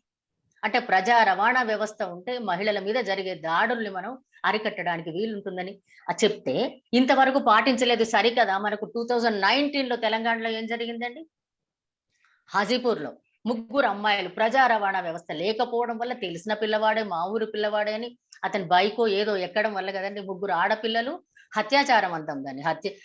ఒకవైపు అత్యాచారం, ఇంకొక వైపు హత్య చేసిండ్రు కదా 3 అమ్మాయిలను. దానికి కారణం ప్రజా రవాణా వ్యవస్థ లేకపోవడమే కదా. దీని గురించి పట్టించుకున్నది రాష్ట్ర ప్రభుత్వాలు కానీ, కేంద్ర ప్రభుత్వాలు కానీ దీని గురించి మాట్లాడరు, పట్టించుకోరు. తర్వాత మొన్నటికి మొన్న మనం ఎన్ని విన్నామండి, వర్షాలు బాగా వచ్చినప్పుడు ఆదిలాబాద్, నిజామాబాద్ రకరకాల ప్లేసెస్ నుంచి గర్భిణీ స్త్రీలు, చాలా తీవ్రమైన రోగాలతో సఫర్ అయ్యేటువంటి వాళ్ళు సకాలంలో హాస్పిటల్స్ కు పోలేకపోయిండ్రు, ప్రజా రవాణా వ్యవస్థ లేకపోవడం వల్ల అని చెప్పిండ్రు కదండి. ప్రజా రవాణా వ్యవస్థ ఎంత ఇంపార్టెంట్. మరి అటువంటి ప్రజా రవాణా వ్యవస్థను మనం విద్య, వైద్యం ఎట్లయితే చెప్తున్నామో, రవాణా వ్యవస్థ, విద్యుత్ శక్తి కూడా ప్రజలకు అందుబాటులో ఉండాలి, ప్రజలకు యాక్సెసిబుల్ ఉండాలి. వాళ్ళ మినిమం లివింగ్ కి, మినిమం కండిషన్స్ కి, వాళ్ళ సర్వైవల్ కి, వాళ్ళ సెక్యూరిటీకి, సేఫ్టీకి, రక్షణకి, గుణాత్మకమైన మార్పు జీవితాల్లో రావడానికి ఇవన్నీ కూడా అందుబాటులో ఉండాలి కదా. వీటిని ప్రైవేటైజ్ చేస్తామంటున్నారు. తర్వాత ప్రజలకు ఎక్కడ రవాణా కావాలనో అక్కడ కాదండి, ఎక్కడైతే కార్పొరేట్ శక్తులకు ఎక్కువ లాభాలు వస్తాయో, ఎక్కువ రెవెన్యూ వస్తుందో అక్కడ రవాణా సౌకర్యాలు డెవలప్ అయితే ఆ రవాణా సౌకర్యాలను డెవలప్ చేస్తారు. వాళ్ళకి బ్రౌన్ ఫీల్డ్ ఇన్ఫ్రాస్ట్రక్చర్ అసెట్స్ అని వాళ్ళకి హ్యాండ్ ఓవర్ చేస్తారు. వాళ్ళ తర్వాత ఇంతకు ముందు వీళ్ళు ఫైనాన్స్ మినిస్టర్ చెప్పిన విషయాలకు వచ్చినట్లయితే ఓనర్షిప్ ట్రాన్స్ఫర్ లేదు, ఓనర్షిప్ ట్రాన్స్ఫర్ లేదని అన్న మాట నిజమేనా? పబ్లిక్ ప్రైవేట్ పార్ట్నర్షిప్ లో కానీ లేదా ఇంకేదైనా పేరుతో కానీ ప్రైవేట్ సెక్టర్ కి గుత్త పెట్టుబడులకు ట్రాన్స్ఫర్ చేసిన టెంపుల్ ల్యాండ్స్ కావచ్చు, కోఆపరేటివ్ ఇన్స్టిట్యూషన్స్ ల్యాండ్ కావచ్చు, లేదా ఆస్తులు కావచ్చు, మున్సిపాలిటీ ఆస్తులు కావచ్చు, రకరకాల ఆస్తులు ప్రైవేట్ సెక్టర్ కి అంటే గుత్త పెట్టుబడులకే అందామండి. గుత్త పెట్టుబడులకు ట్రాన్స్ఫర్ చేసిన ఏ ఆస్తి అయినా కూడా వాపసు వచ్చిందా? ఓనర్షిప్ ట్రాన్స్ఫర్ లేదని చెప్తుంది ఫైనాన్స్ మినిస్టర్. ఓనర్షిప్ ట్రాన్స్ఫర్ ఉంటది, అద్దె పేరు మీద ఓనర్షిప్ ట్రాన్స్ఫర్ అయింది. 30 ఏళ్ళు, 50 ఏళ్ళు తర్వాత చాలా మంది ఏమంటే ఏ కండిషన్ లో ఇస్తారనేది పక్కకు పెట్టండి. ఇంకొక అంశం చెప్తాను. తర్వాత అడిషనల్ ట్యాక్సెస్ లేకుండా అని చెప్తారండి. అడిషనల్ ట్యాక్సెస్ ఎందుకు ఉండాలి? ప్రైవేట్ వాడికి అప్పచెప్పినాక వాడు ఎక్కువ తక్కువ చార్జెస్ వసూలు చేయడం ఏమి, అడ్డగోలుగా చార్జెస్ వసూలు చేస్తాడు కదా. కామన్ మ్యాన్ కి, కామన్ పీపుల్ కి రవాణా వసతులు నాట్ విల్ బి యాక్సెసిబుల్ ఉండవండి. అంత హై లెవెల్లో ట్యాక్సెస్ ఉంటాయి, హై లెవెల్లో వాళ్ళు చార్జెస్ వసూలు చేస్తారు కదా. అడిషనల్ ట్యాక్సెస్ ఏముందండి, ఇక ప్రజల మీద అయితే భారం పడుతూనే ఉంది కదా. తర్వాత అప్పు చేయరని అంటారు కదండి. బ్రౌన్ ఫీల్డ్ ఇన్ఫ్రాస్ట్రక్చర్ అసెట్స్ ఎట్లా తయారైతాయని గవర్నమెంట్ అప్పులు చేసి గ్రీన్ ఫీల్డ్ ఇన్ఫ్రాస్ట్రక్చర్ మీద ఎక్కువ పెట్టుబడులు పెట్టి వాళ్ళకేమో రాయితీలు ఇస్తుంది, వీళ్ళేమో పెట్టుబడులు పెడతారు, అప్పులు చేసి బ్రౌన్ ఫీల్డ్, గ్రీన్ ఫీల్డ్ లో పెట్టుబడులు పెట్టి బ్రౌన్ ఫీల్డ్ గా తయారు చేసి ప్రైవేట్ కార్పొరేట్ శక్తులు కదా ఇచ్చేది. అంటే వాళ్ళు చెప్పినటువంటి రీజన్స్ ఏవి కూడా ఇక్కడ లేవు. ఓనర్షిప్ ట్రాన్స్ఫర్ అవుతున్నది, ప్రజల మీద ఎక్కువ రెవెన్యూ భారం పడుతుంది, అంతేకాకుండా గవర్నమెంట్ అప్పుల పాలైతేనే ఉన్నది, ఇంకా అప్పులు పెరుగుతూనే ఉంటాయి.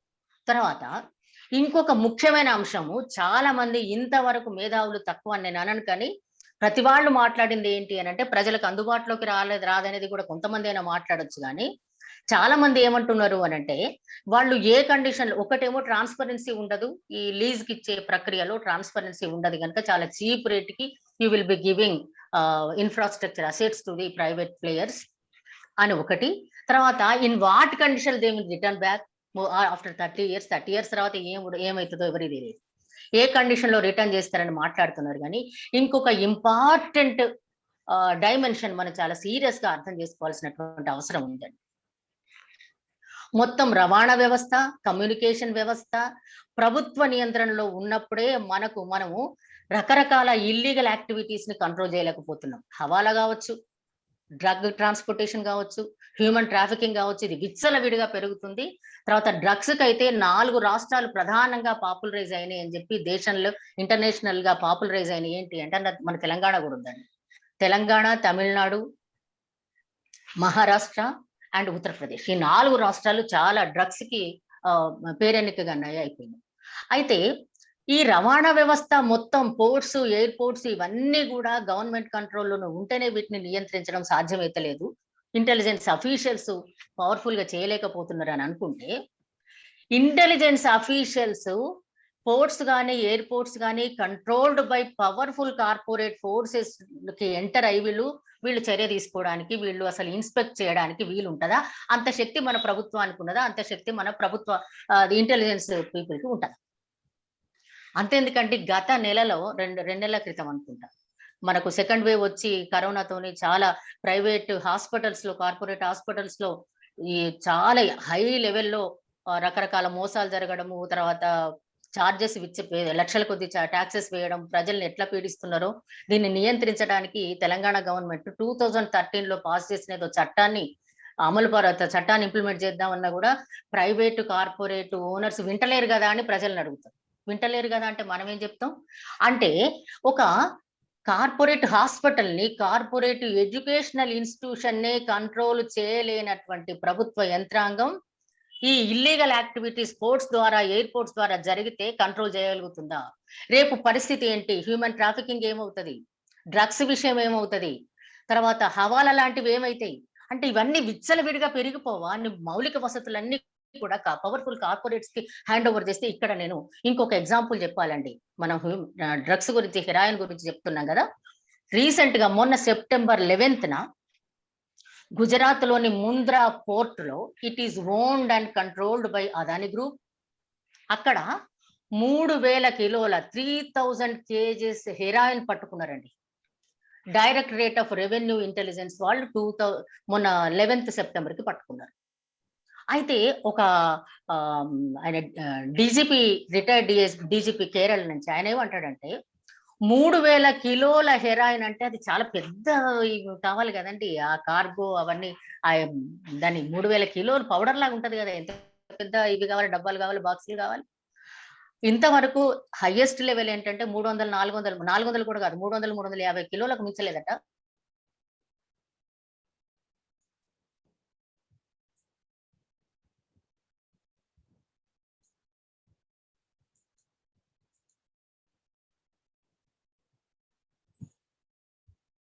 గర్ల్ ఫ్రెండ్ దగ్గర 100 గ్రాముల హెరాయిన్ దొరికిందని చెప్పి మెయిన్ న్యూస్ లో హడావుడిగా ఎమోషనల్ గా చెప్పి చంపిండ్రు. మనకు 24 hours చెప్పి చంపిండ్రు కదా. 3000 కిలోల హెరాయిన్ పట్టుబడితే ఎవరు మాట్లాడట్లేదు, సైలెంట్ గా ఉన్నారు ఎవరు. తర్వాత ఆ డీజీపీ ఏమంటాడంటే, ఇది 75 లక్షల ప్రజల అవసరాలకు ఉపయోగపడుతుందట 3000 కిలోల హెరాయిన్ అంటే. 75 లక్షల ప్రజల అవసరాలంటే ఏమన్నా షాప్లో పెట్టి అమ్ముకుంటారానండి? కాదు కదా. ఎంత పెద్ద మాఫియా నెట్వర్క్ తయారవుతున్నది భారతదేశం.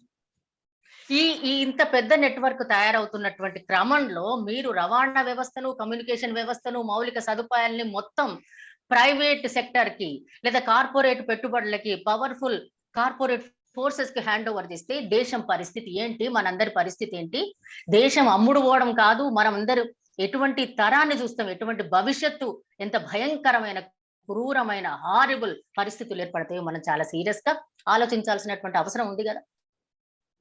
అందుకని ఏంటి అంటే, నేను ఇంతకు ముందే రాము గారు మాట్లాడుతూ ఇంట్రడ్యూస్ చేస్తూ అన్నారు, ఇంత దుర్మార్గమైన పరిస్థితి సమాజంలో ఏర్పడుతున్నప్పుడు మొత్తం దేశాన్ని అమ్మడమే కాదండి, కార్పొరేట్ శక్తులకు మొత్తం దేశాన్ని, సమస్త దేశ సంపదను అప్పచెప్తున్నటువంటి క్రమానికి పరాకాష్ట ఇవాళ అసెట్ మానిటైజేషన్ పీక్ లెవెల్ కి పోయిందండి. ఇంకేం మిగలేదు. అందుకే ఈ క్రైసిస్ సందర్భంలో హడావుడిగా, హర్రీబర్రీగా అన్ని చట్టాలు చేస్తున్నది రాజ్యాంగం గురించి మనం డిస్కస్ చేసుకుంటాం కావచ్చు, కానీ రాజ్యాంగబద్ధంగానే సవరణలన్నీ చేసి, కొత్త చట్టాలు చేసి, ఉన్న చట్టాలకు సవరణలు చేసి, కొత్త కొత్త పద్ధతులు కనుక్కొని, కొత్త కొత్త కాన్సెప్ట్స్ ఇంట్రడ్యూస్ చేసి మొత్తం ట్రాన్స్ఫర్ చేస్తున్నారు కదా, మొత్తం అప్పగిస్తున్నారు కదా గుత్త పెట్టుబడులకి.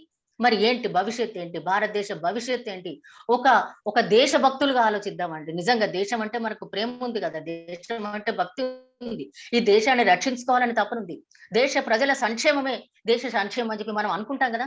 అటువంటప్పుడు మరి మనం అందరం ఏం చేయాలి, మనం అందరం ఏం చేస్తే అంటే ఈ ఈ దుర్మార్గమైన పరిస్థితి నుంచి సమాజాన్ని విముక్తం చేయడానికి వీలుంటుంది? అంటే ఏంటి అని అంటే, ప్రజలంతా సంఘటితమై దీన్ని నిరసించటమే కదా. మరి మళ్ళా ప్రత్యేకంగా సంఘటితం కావడం కాదు. ఇప్పుడు 10 నెలల నుంచి రైతులంతా కూడా సాగు భూమిని గుత్త పెట్టుబడులకి హ్యాండ్ ఓవర్ చెయ్యం, మేము మమ్మల్ని ఏలినేట్ చేయకండి అని చెప్పి ప్రొటెస్ట్ చేస్తున్నారు.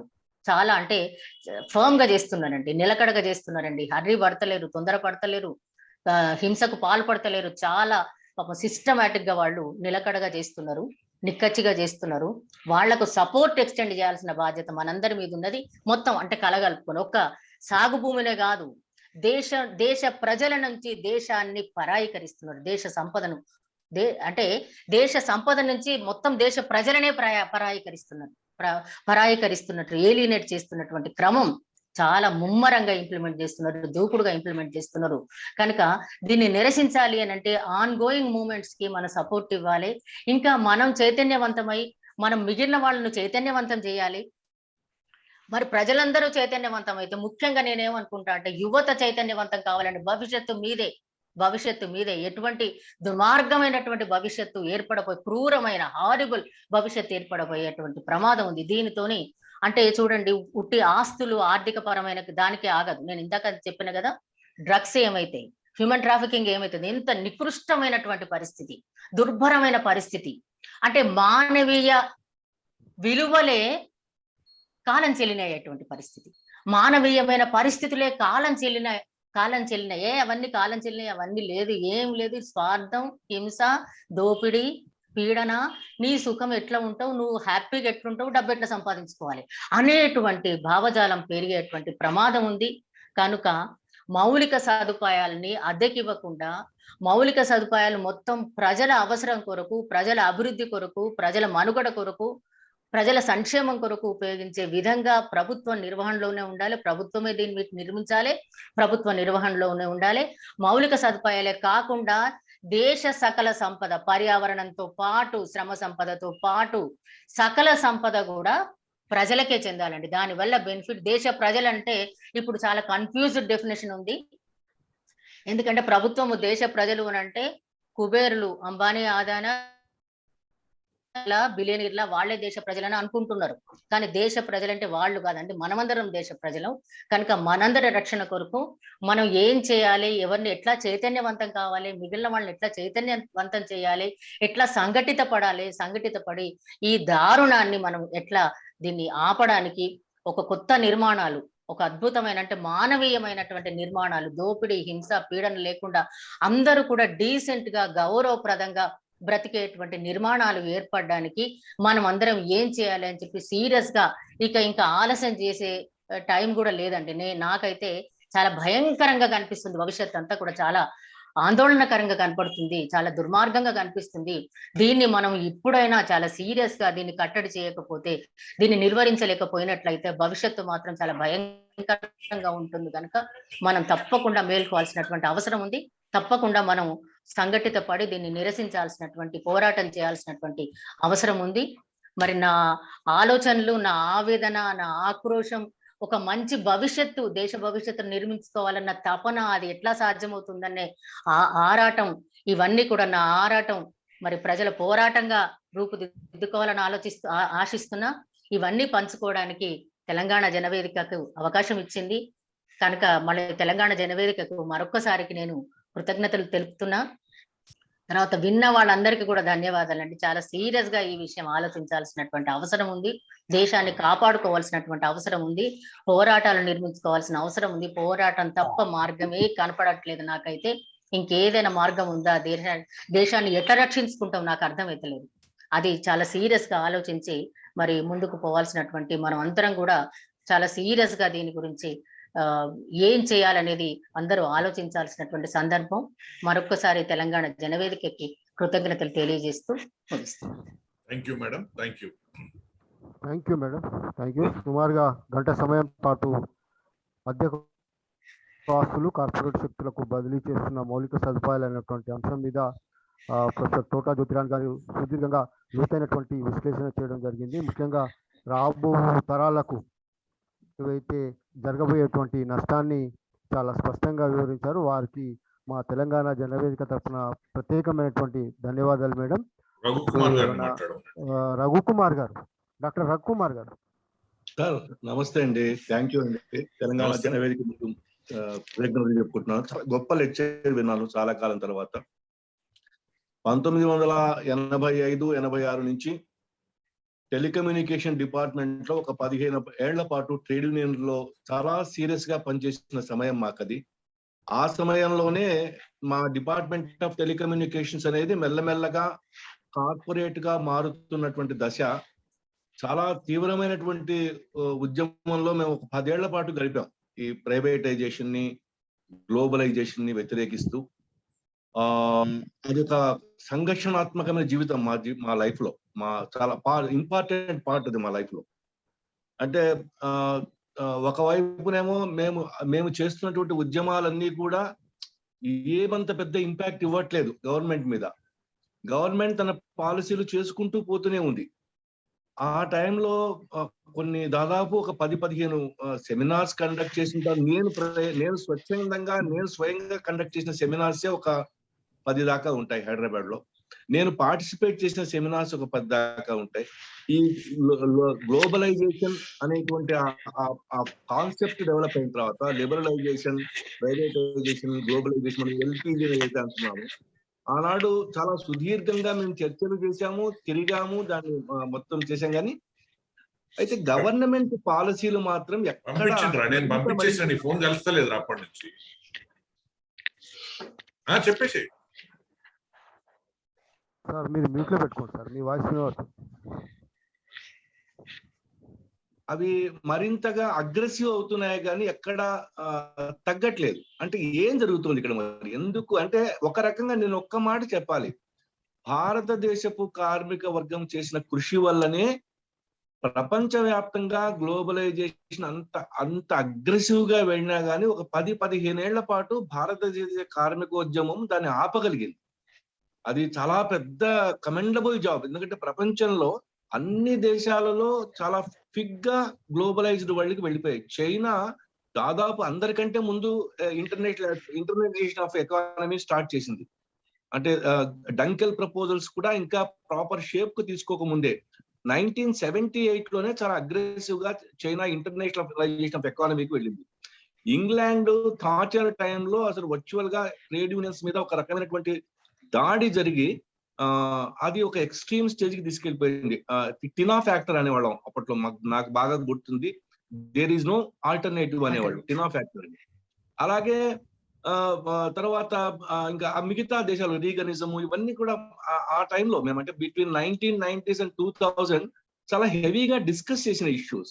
అయితే over a period of time experience ఏం చెప్తోంది అంటే ఈ అగ్రెసివ్ పాలసీస్ ని ఆపడం కూడా అంత సులభంగా లేదు. ఎందుకంటే ఆ టైంలో వచ్చిన గ్లోబలైజేషన్ సాహిత్యం ప్రపంచవ్యాప్తంగా, ఇప్పుడు పెట్రాస్ రాసినటువంటి గ్లోబలైజేషన్ అన్మాస్క్డ్ కానివ్వండి, అలాంటి అనేక పుస్తకాలు చాలా సీరియస్ ఆర్గ్యుమెంట్స్ తీసుకొచ్చాయి. కానీ ఓవరాల్ గా ఒక 30 years ఆఫ్ లైఫ్ ని రెట్రాస్పెక్టివ్ తో చూస్తే కార్మికోద్యమం కొంత సక్సెస్ అయ్యి కొంతకాలం దాన్ని ఆపడం అని చెప్పలేను కానీ కొంత నెమ్మది చేయగలిగినా కానీ, కొంత బ్రేక్స్ వేయగలిగినా కానీ over a period of time ప్రపంచవ్యాప్తంగా ఎక్కడా సపోర్ట్ రావట్లేదు. ఈవెన్ భారతదేశపు కార్మికోద్యమం గట్టిగా నిలబడదామన్నా కానీ ఇది ఒక ఇంటర్నేషనల్ ఎఫర్ట్ తో జరగాల్సినటువంటి యాక్టివిటీ. మీరు ఇంటర్నేషనల్ ట్రేడ్ యూనియన్ మూవ్మెంట్ చూస్తే కనుక వాళ్ళు ఎక్కడికి వాళ్ళు ఏ దేశంలో ఆ దేశంలో ఉండే కార్మిక నాయకత్వాలు ఆ దేశపు ప్రభుత్వాలతో ఒక రకమైనటువంటి అంగీకారానికి వచ్చేసి కూర్చున్నాయి. సో గ్లోబలైజ్డ్ వరల్డ్ లో ఈ ప్రైవేటైజేషన్ కానీ ఇప్పుడు ఇంకా క్రోనీ క్యాపిటలిజం దాని యొక్క వల్గర్ షేప్స్ మనం చూస్తున్నాం, ఎస్పెషల్ గత 10-15 ఏళ్లుగా. కానీ గత 30 ఏళ్ల అనుభవం అంటే 1985-86 ఆన్వర్డ్స్ ఈ ఆన్వర్డ్ మార్చిని కొంత ఆపగలిగినా కానీ as a trade union with retrospect and also with regret and also with what's called as conviction. చెప్పేది ఏంటంటే అంత సులభంగా లేదు. ఇది ఇంటర్నేషనల్ కమ్యూనిటీ లో ఎక్కడ ఇంటర్నేషనల్ లేబర్ యాక్టివిటీ నుంచి ఈ యాక్టివిటీకి, అంటే stopping privatisation, stopping globalisation, stopping asset monetisation అనే దానికి ఎక్కడ సపోర్ట్ పెద్దగా రావట్లేదు. ఒక్క IMF లో, వరల్డ్ బ్యాంక్ లో వదిలిపెట్టండి, ఈవెన్ ఈ లేబర్ మూవ్మెంట్ లోంచి కూడా గొప్ప సపోర్ట్ రావట్లేదు. ఇది చాలా టిపికల్ కండిషన్. అందువల్ల ఇది చాలా పెద్ద టాస్క్ అమ్మా. అంటే నేను ప్రత్యక్షంగా దాంట్లో నేను కేవలం ఒక ఆ గ్లోబలైజేషన్ ని లేకపోతే వాటిని చదువుకున్న వ్యక్తిగా కాకుండా దాంట్లో యాక్టివ్ గా పార్టిసిపేట్ చేసిన వ్యక్తిగా, దాని ఆ సమయంలో దానికి ఏమంటుంది సైద్ధాంతిక ప్రాతిపదికను ఏర్పాటు చేసేటువంటి ప్రయత్నం చేసిన వ్యక్తిగా టెలికాం ట్రేడ్ యూనియన్స్ లో నేను చెప్తాను, అంత సులభంగా అయితే లేదు. అంటే మనం అనుకున్నంత ఆశావహంగా వాతావరణం లేదు, అంత సులభంగా చేయగలిగేటువంటి అవకాశం కూడా లేదు. ఇంటర్నేషనల్ లేబర్ యాక్టివిటీలో ఎక్కడా కూడా, ఇంటర్నేషనల్ యూనియన్ యాక్టివిటీలు ఎక్కడ కూడా దాని మీద కన్విక్షన్ కానీ దాని మీద ఇది కానీ కనబడటం లేదు. ఇది నా అనుభవము. ప్లస్ నేను ఆ టైంలో నేను విస్తృతంగా, అంటే నేను కూడా నా PhD సబ్జెక్ట్ కూడా impact of globalisation on industrial jurisprudence అమ్మా. నేను ఉస్మానియా యూనివర్సిటీ చేశాను. తర్వాత నాకు గైడ్ గా వర్క్ చేసిన వ్యక్తి కూడా డాక్టర్ హషీం గారు, కాకతీయ యూనివర్సిటీ. సో అందువల్ల నా అనుభవం ఇది, నేను అకాడమిక్ గా చదివాను ఈ సబ్జెక్ట్ ని, అలాగే ప్రాక్టికల్ గా స్కీమ్ లో కూడా పనిచేశాను ఒక 10 ఏళ్ల పాటు. చాలా కష్టం ఈ కోర్సెస్ ని ఆపడం అనేది, ఎందుకంటే ఇంటర్నేషనల్ లేబర్ యొక్క సహాయం లేకుండా ప్రపంచవ్యాప్తంగా లేబర్ ప్రతి చోట నేషనలిస్టిక్ అప్రోచ్ ని తీసుకుంటున్నారమ్మా. అందువల్ల నేషనలిస్టిక్ అప్రోచ్ ఎప్పుడైతే, అంటే workers of all nations unite అనేటువంటి ఒక ఇమాజినరీ వర్డ్ ఉంది కదా, అది మీకు 1950s నుంచి తగ్గిపోతూ వస్తుంది. యాక్చువల్ గా 1980s వచ్చేటప్పటికి ఎప్పుడైతే దాని అవసరం వచ్చిందో ప్రతి దేశంలో ప్రతి కార్మిక నాయకత్వము ఆ దేశపు ప్రభుత్వాలతో కలిసిపోయినటువంటి సంఘటన మనకు ఇదమ్మా. థ్యాంక్ యూ రఘుకుమార్ గారు సార్. Thank you sir. ఇప్పుడు నరసింహారెడ్డి గారు, నరసింహారెడ్డి గారు. Okay sir. హలో, వినబడుతుంది. మాట్లాడండి సార్, మాట్లాడండి sir please. Thank you sir. Madam గారికి కృతజ్ఞతలు, చాలా వివరంగా చెప్పారు. నేను ఏం గమనించింది ఏంటంటే 70 ఏళ్ల సుదీర్ఘ ప్రయాణం, కంపెనీ పాలన నుంచి కార్పొరేట్ పాలనకి ఈ ప్రయాణం కొనసాగింది. 1947కి ముందున్న ఆర్థిక అసమానతల కంటే ఇప్పుడున్నటువంటి ఆర్థిక అసమానతలు మెరుగైనటువంటి విషయాన్ని ఆక్స్ఫామ్ నివేదిక కానీ మిగతా నివేదికలు కానీ చెప్తున్నారు.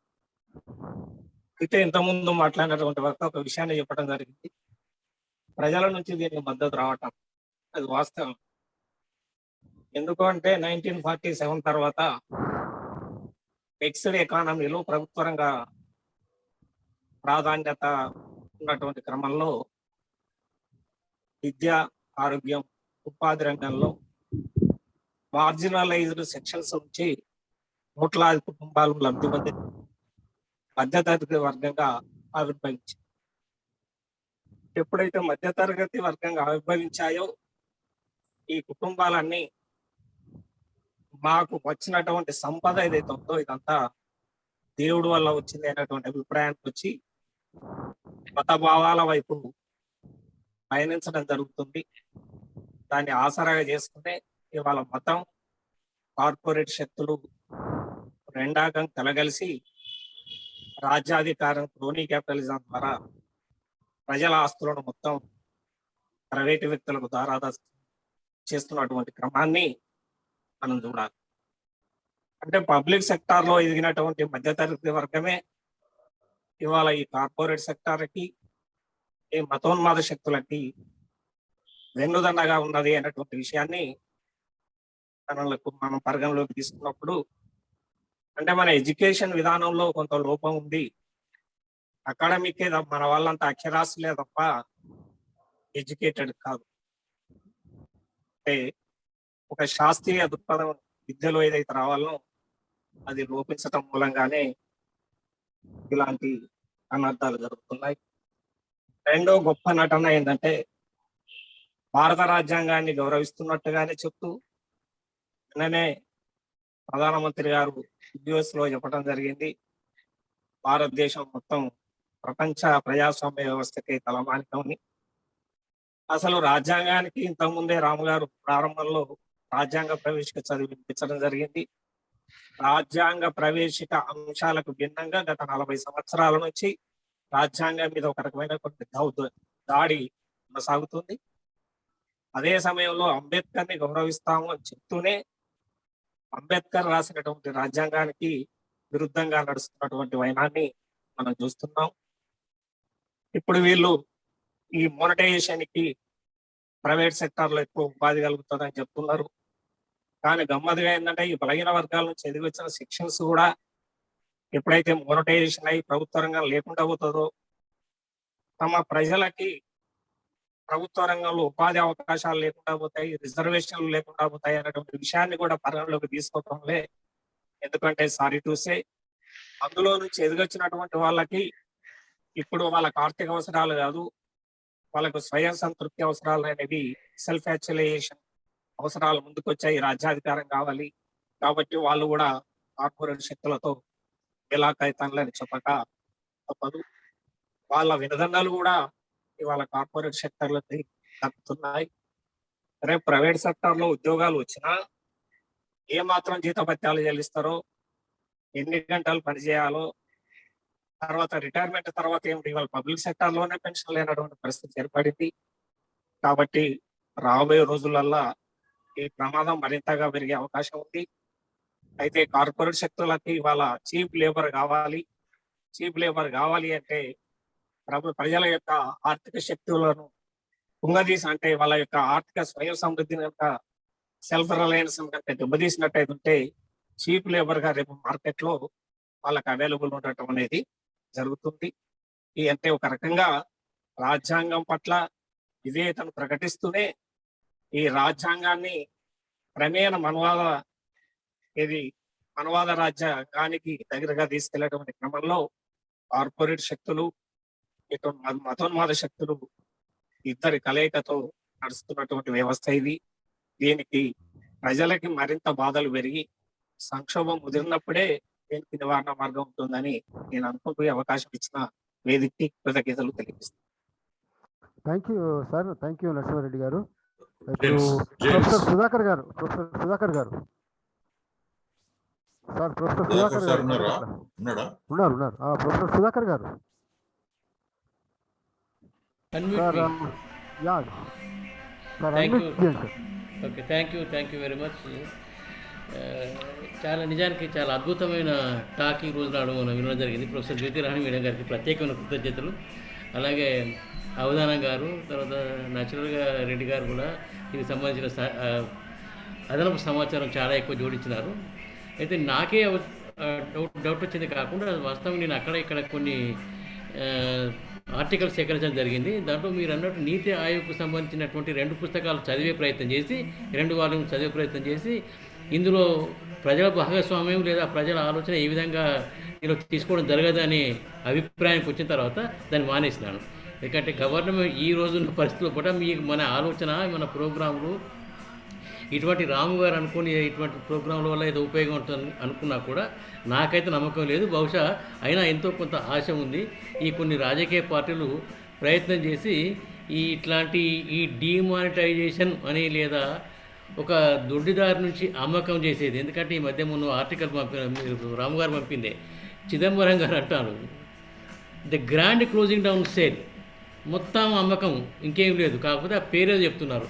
నాకు వచ్చిన డౌటు, నిజానికి అకాడమిక్స్ అడిగింది కూడా, ఈ మిగతా 4 సంవత్సరాలు, అందులో 1 సంవత్సరం 3వ వంతు అయిపోయింది కాబట్టి ఈ వచ్చే 3.5 సంవత్సరం లోపల 111 లక్షల కోట్ల రూపాయల ఈ నేషనల్ మానిటైజేషన్ కింద తీసుకొచ్చి మౌలిక వసతి కల్పించడానికి ప్రయత్నం చేస్తున్నాం. అందులో భాగంగా 6 లక్షల కోట్ల రూపాయలు మాత్రమే ఇక్కడ మానిటైజేషన్ పైప్ లైన్ నుంచి తీసుకుంటాం అనుకున్నారు. నిజానికి దీని యొక్క పరిధి కేవలం 5% కంటే తక్కువ ఉంటుంది. మిగతా అమౌంట్ ఎక్కడి నుంచి వస్తుందంటే వారు అన్నారు ఏదో బడ్జెట్ అలొకేషన్ అన్నారు. కానీ ఈ సంవత్సరం బడ్జెట్ అలొకేషన్, మొత్తం బడ్జెట్, కేంద్ర ప్రభుత్వ బడ్జెట్ 35,43 కోట్ల రూపాయలు అనుకుంటారు, సబ్జెక్ట్ కరెక్షన్. 35 లక్షల 43 కోట్లు 53 కోట్ల రూపాయలు. ఇట్లా అంటే దగ్గర దగ్గర 4 సంవత్సరాల మొత్తం బడ్జెట్ తయారు చేసినప్పుడు 111 లక్షల కోట్ల రూపాయలు కాదు. అటువంటిప్పుడు మిగతా ఈ 6 లక్షల కోట్లు అంటే 5% తోటి మాత్రమే ఈ మానిటైజేషన్ పైప్ లైన్ వల్ల ప్రభుత్వం ఆర్జించి ఈ 6 లక్షల కోట్లను ఆర్జించి మిగతా ఎక్కడ తీసుకొస్తున్న దానికి ఎక్కడ నాకు సమాధానం లేదు. అయితే వీళ్ళు ఏమంటారంటే ఏదో డాష్ బోర్డు పెడుతున్నాం, ఎవ్రీథింగ్ ఈజ్ ట్రాన్స్పరెంట్ అన్నారు. అది డాష్ బోర్డు ఎప్పుడు పెడతారో తెలియదు. మిగతా 1,11,000 కోట్లు 6 కోట్లు పోతే 1,06,000 కోట్ల రూపాయలు బహుశా 6,000 కోట్లు 6,000 కోట్లు ఎక్కడ తీసుకొస్తారని కూడా స్పష్టంగా ఏమి లేదు. ఇంకా తర్వాత చాలా నేను ఒక న్యాయశాస్త్రం చదివే ప్రయత్నం చేసుకున్న వ్యక్తిగా నాకున్న బోల్డని అనుభవాలు ఉన్నాయి. అంటే ఇది ఓనర్షిప్ రాదు, ట్రాన్స్ఫర్ చేస్తారు. ఓనర్షిప్ రాదు, డెవలప్మెంట్ చేసి ట్రాన్స్ఫర్ చేయాలి. గ్రీన్ ఫీల్డ్లో లేకపోతే బ్రౌన్ ఫీల్డ్లో ఏదో రకరకాల ఫీల్డ్లో. ఒకసారి ఒక వ్యక్తికి వ్యాపార నిమిత్తం మన చిన్న ఒక షట్టర్ని అద్దెకిస్తే వాడిని వికెట్ చేయడం పాసిబుల్ అవుతుందా? అట్లనే వీళ్ళకు 25-30 సంవత్సరాల కోసం అభివృద్ధి చేసి మళ్ళీ మాకు ఇవ్వండి అంటే ఆ తర్వాత 30 సంవత్సరాల తర్వాత వచ్చే పరిస్థితి ఏమిటి? నిజానికి అప్పుడున్న ప్రభుత్వాలు ఎటువంటి నిర్ణయం తీసుకుంటుంది? వాళ్ళు చేస్తారా లేదా వీళ్ళకి ఆటోమేటిక్గా ఎక్స్టెన్షన్ చేయాలా? ఇదొక ప్రశ్న. తర్వాత ఎవరు కూడా ప్రైవేట్ ఆపరేటర్స్ ఎవరు కూడా వాళ్ళ లాభాలు లేకుండా ముందుకు రారు. ఈ లాభాల మీద ఎక్కడ మనకు స్పష్టత, ఇంత మేము ఫిక్స్ చేస్తామనే స్పష్టత ఎక్కడ లేదు. అన్ని ప్రశ్నార్థకాలే. ఇన్ని ప్రశ్నార్థకాలతోటి ఈ నేషనల్ మానిటైజేషన్ పైప్ లైన్ అనేది ముందుకు తీసుకొచ్చి దాన్ని ప్రయోగం చేస్తున్నారు. దీన్ని సక్సెస్ కూడా చేస్తారు. ఎందుకంటే నాకు గుర్తుండి నీతి ఆయోగ్ చైర్మన్ ఎప్పుడో ఒకసారి ఈ మధ్యన ఒకసారి అన్నాడు, ఈ దేశంలో కనీసం 3-4 పెద్ద ప్రపంచ స్థాయి కంపెనీలను ఏర్పాటు చేయాలన్నారు. ఇప్పుడు ఈ దేశంలో ఇప్పటివరకు ప్రపంచ స్థాయి కంపెనీలు లేవు కాబట్టి ప్రపంచ స్థాయి కంపెనీలు ఒక 3-4 కంపెనీలు ఏర్పాటు చేయాలి. అంటే అంబానీ, అదానీ, దమానీ ఇంకెవరో చేయాలి. వీళ్ళని చేయాలంటే మిగతా ప్రజలందరి యొక్క సంక్షేమాన్ని పక్కన పెట్టేసి కేవలం ప్రపంచంలో ప్రసిద్ధిగాంచినటువంటి ఒక కంపెనీని స్థాపించాలనే ఉద్దేశంతో ముందుకు పోతున్నటువంటి ఈ రాజకీయ క్రమం లోపల బహుశా మనం అందరం చర్చించడానికి పరిమితం అవుతామా, లేదా ఈ చర్చల ద్వారా 4 ఆర్టికల్స్ రాయడం మీ జ్యోతిరాణి మేడం గారు రాస్తామా, లేదా గుణాత్మకమైన మార్పు ప్రభుత్వాల్లో లేదా రాజకీయ నాయకుల్లో, ప్రభుత్వం నడిపించే రాజకీయ నాయకుల్లో ఏమైనా జరుగుతాయా అని ఆశించడం మాత్రమే మనం చేయాలని అనుకుంటున్నాను. Thank you very much for giving opportunity. Thank you, Srinivas Garu. Thank you so much, Madam. It was a brilliant talk.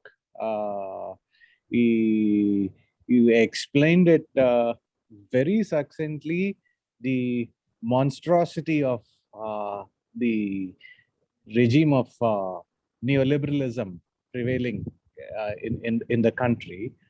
And as you rightly said, it is very, very worrisome. Not just worrisome, it has become a very fearful for those who have understand what is happening. And in this aspect, they're putting aside the social welfare of and the entire well-being of the nation, and just focusing on just the 1% or maybe 0.5% of people of the wealthy people. And one thing, Madam, you said, I think what you said was 60% of our GDP is debt. Is that correct? I was very astonished. I was not sure if I heard it correctly.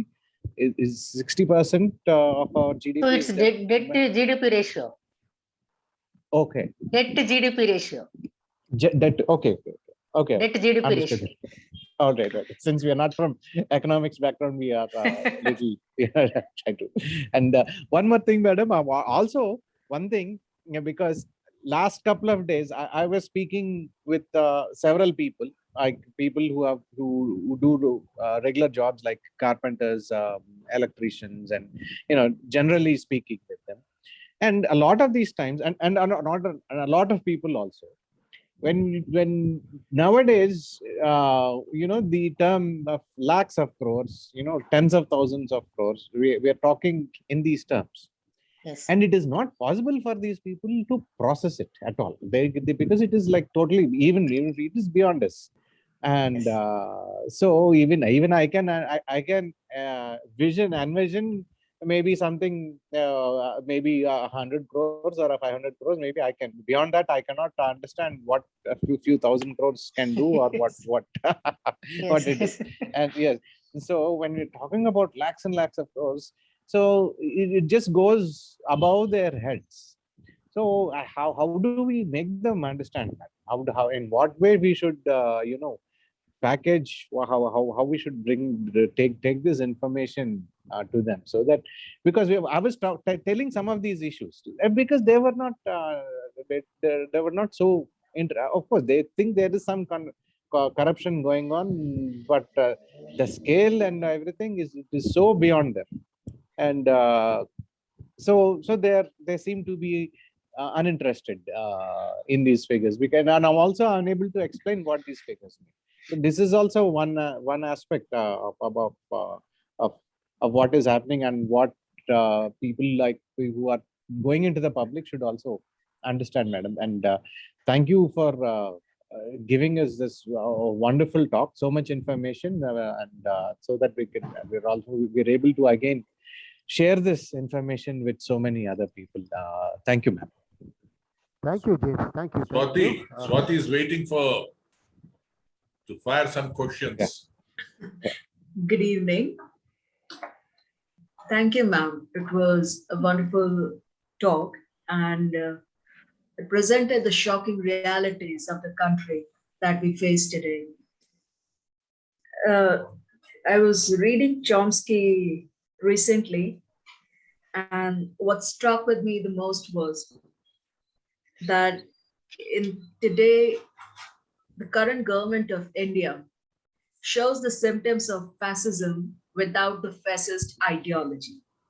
Yes. The observation on the damage that the present regime is inflicting on India's secular and democratic fabric is evident. But the issue is that no one protests against it. Its own people support this ideology. While the current, now my question is that 68% of India is still under the rural part. But still, what we are focusing is on the growth of the urban infrastructure and the urban assets. Does it indicate development or destruction? And also, the current government promotes its work behind the face of culture.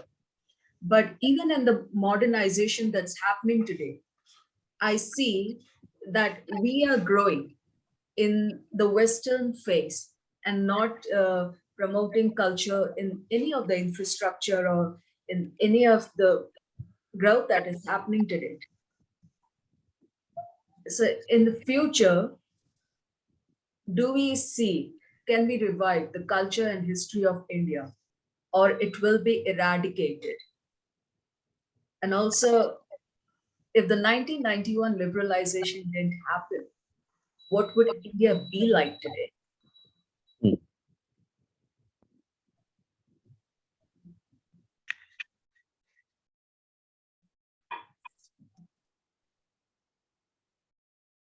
Thank you, Swati. Thank you. Manoj Reddy garu. Anjan Rao గారు ఉన్నారు, మాట్లాడతారా?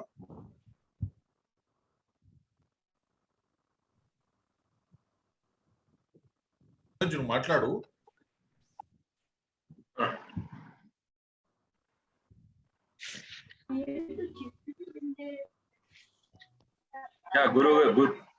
గురువు గారు పెద్దలు పురుషోత్తమరావు గారికి నమస్కారాలు తెలుపుకుంటూ, thank you madam. మీరు ఎన్నో తెలియని విషయాలు ఎన్నో చెప్పినారండి ఈరోజు.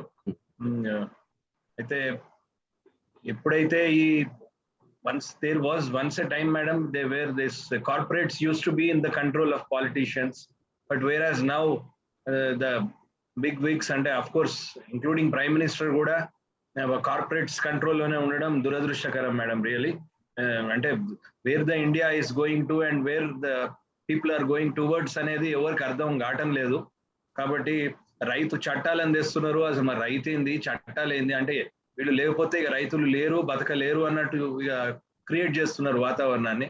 It's not at all good for the coming generations.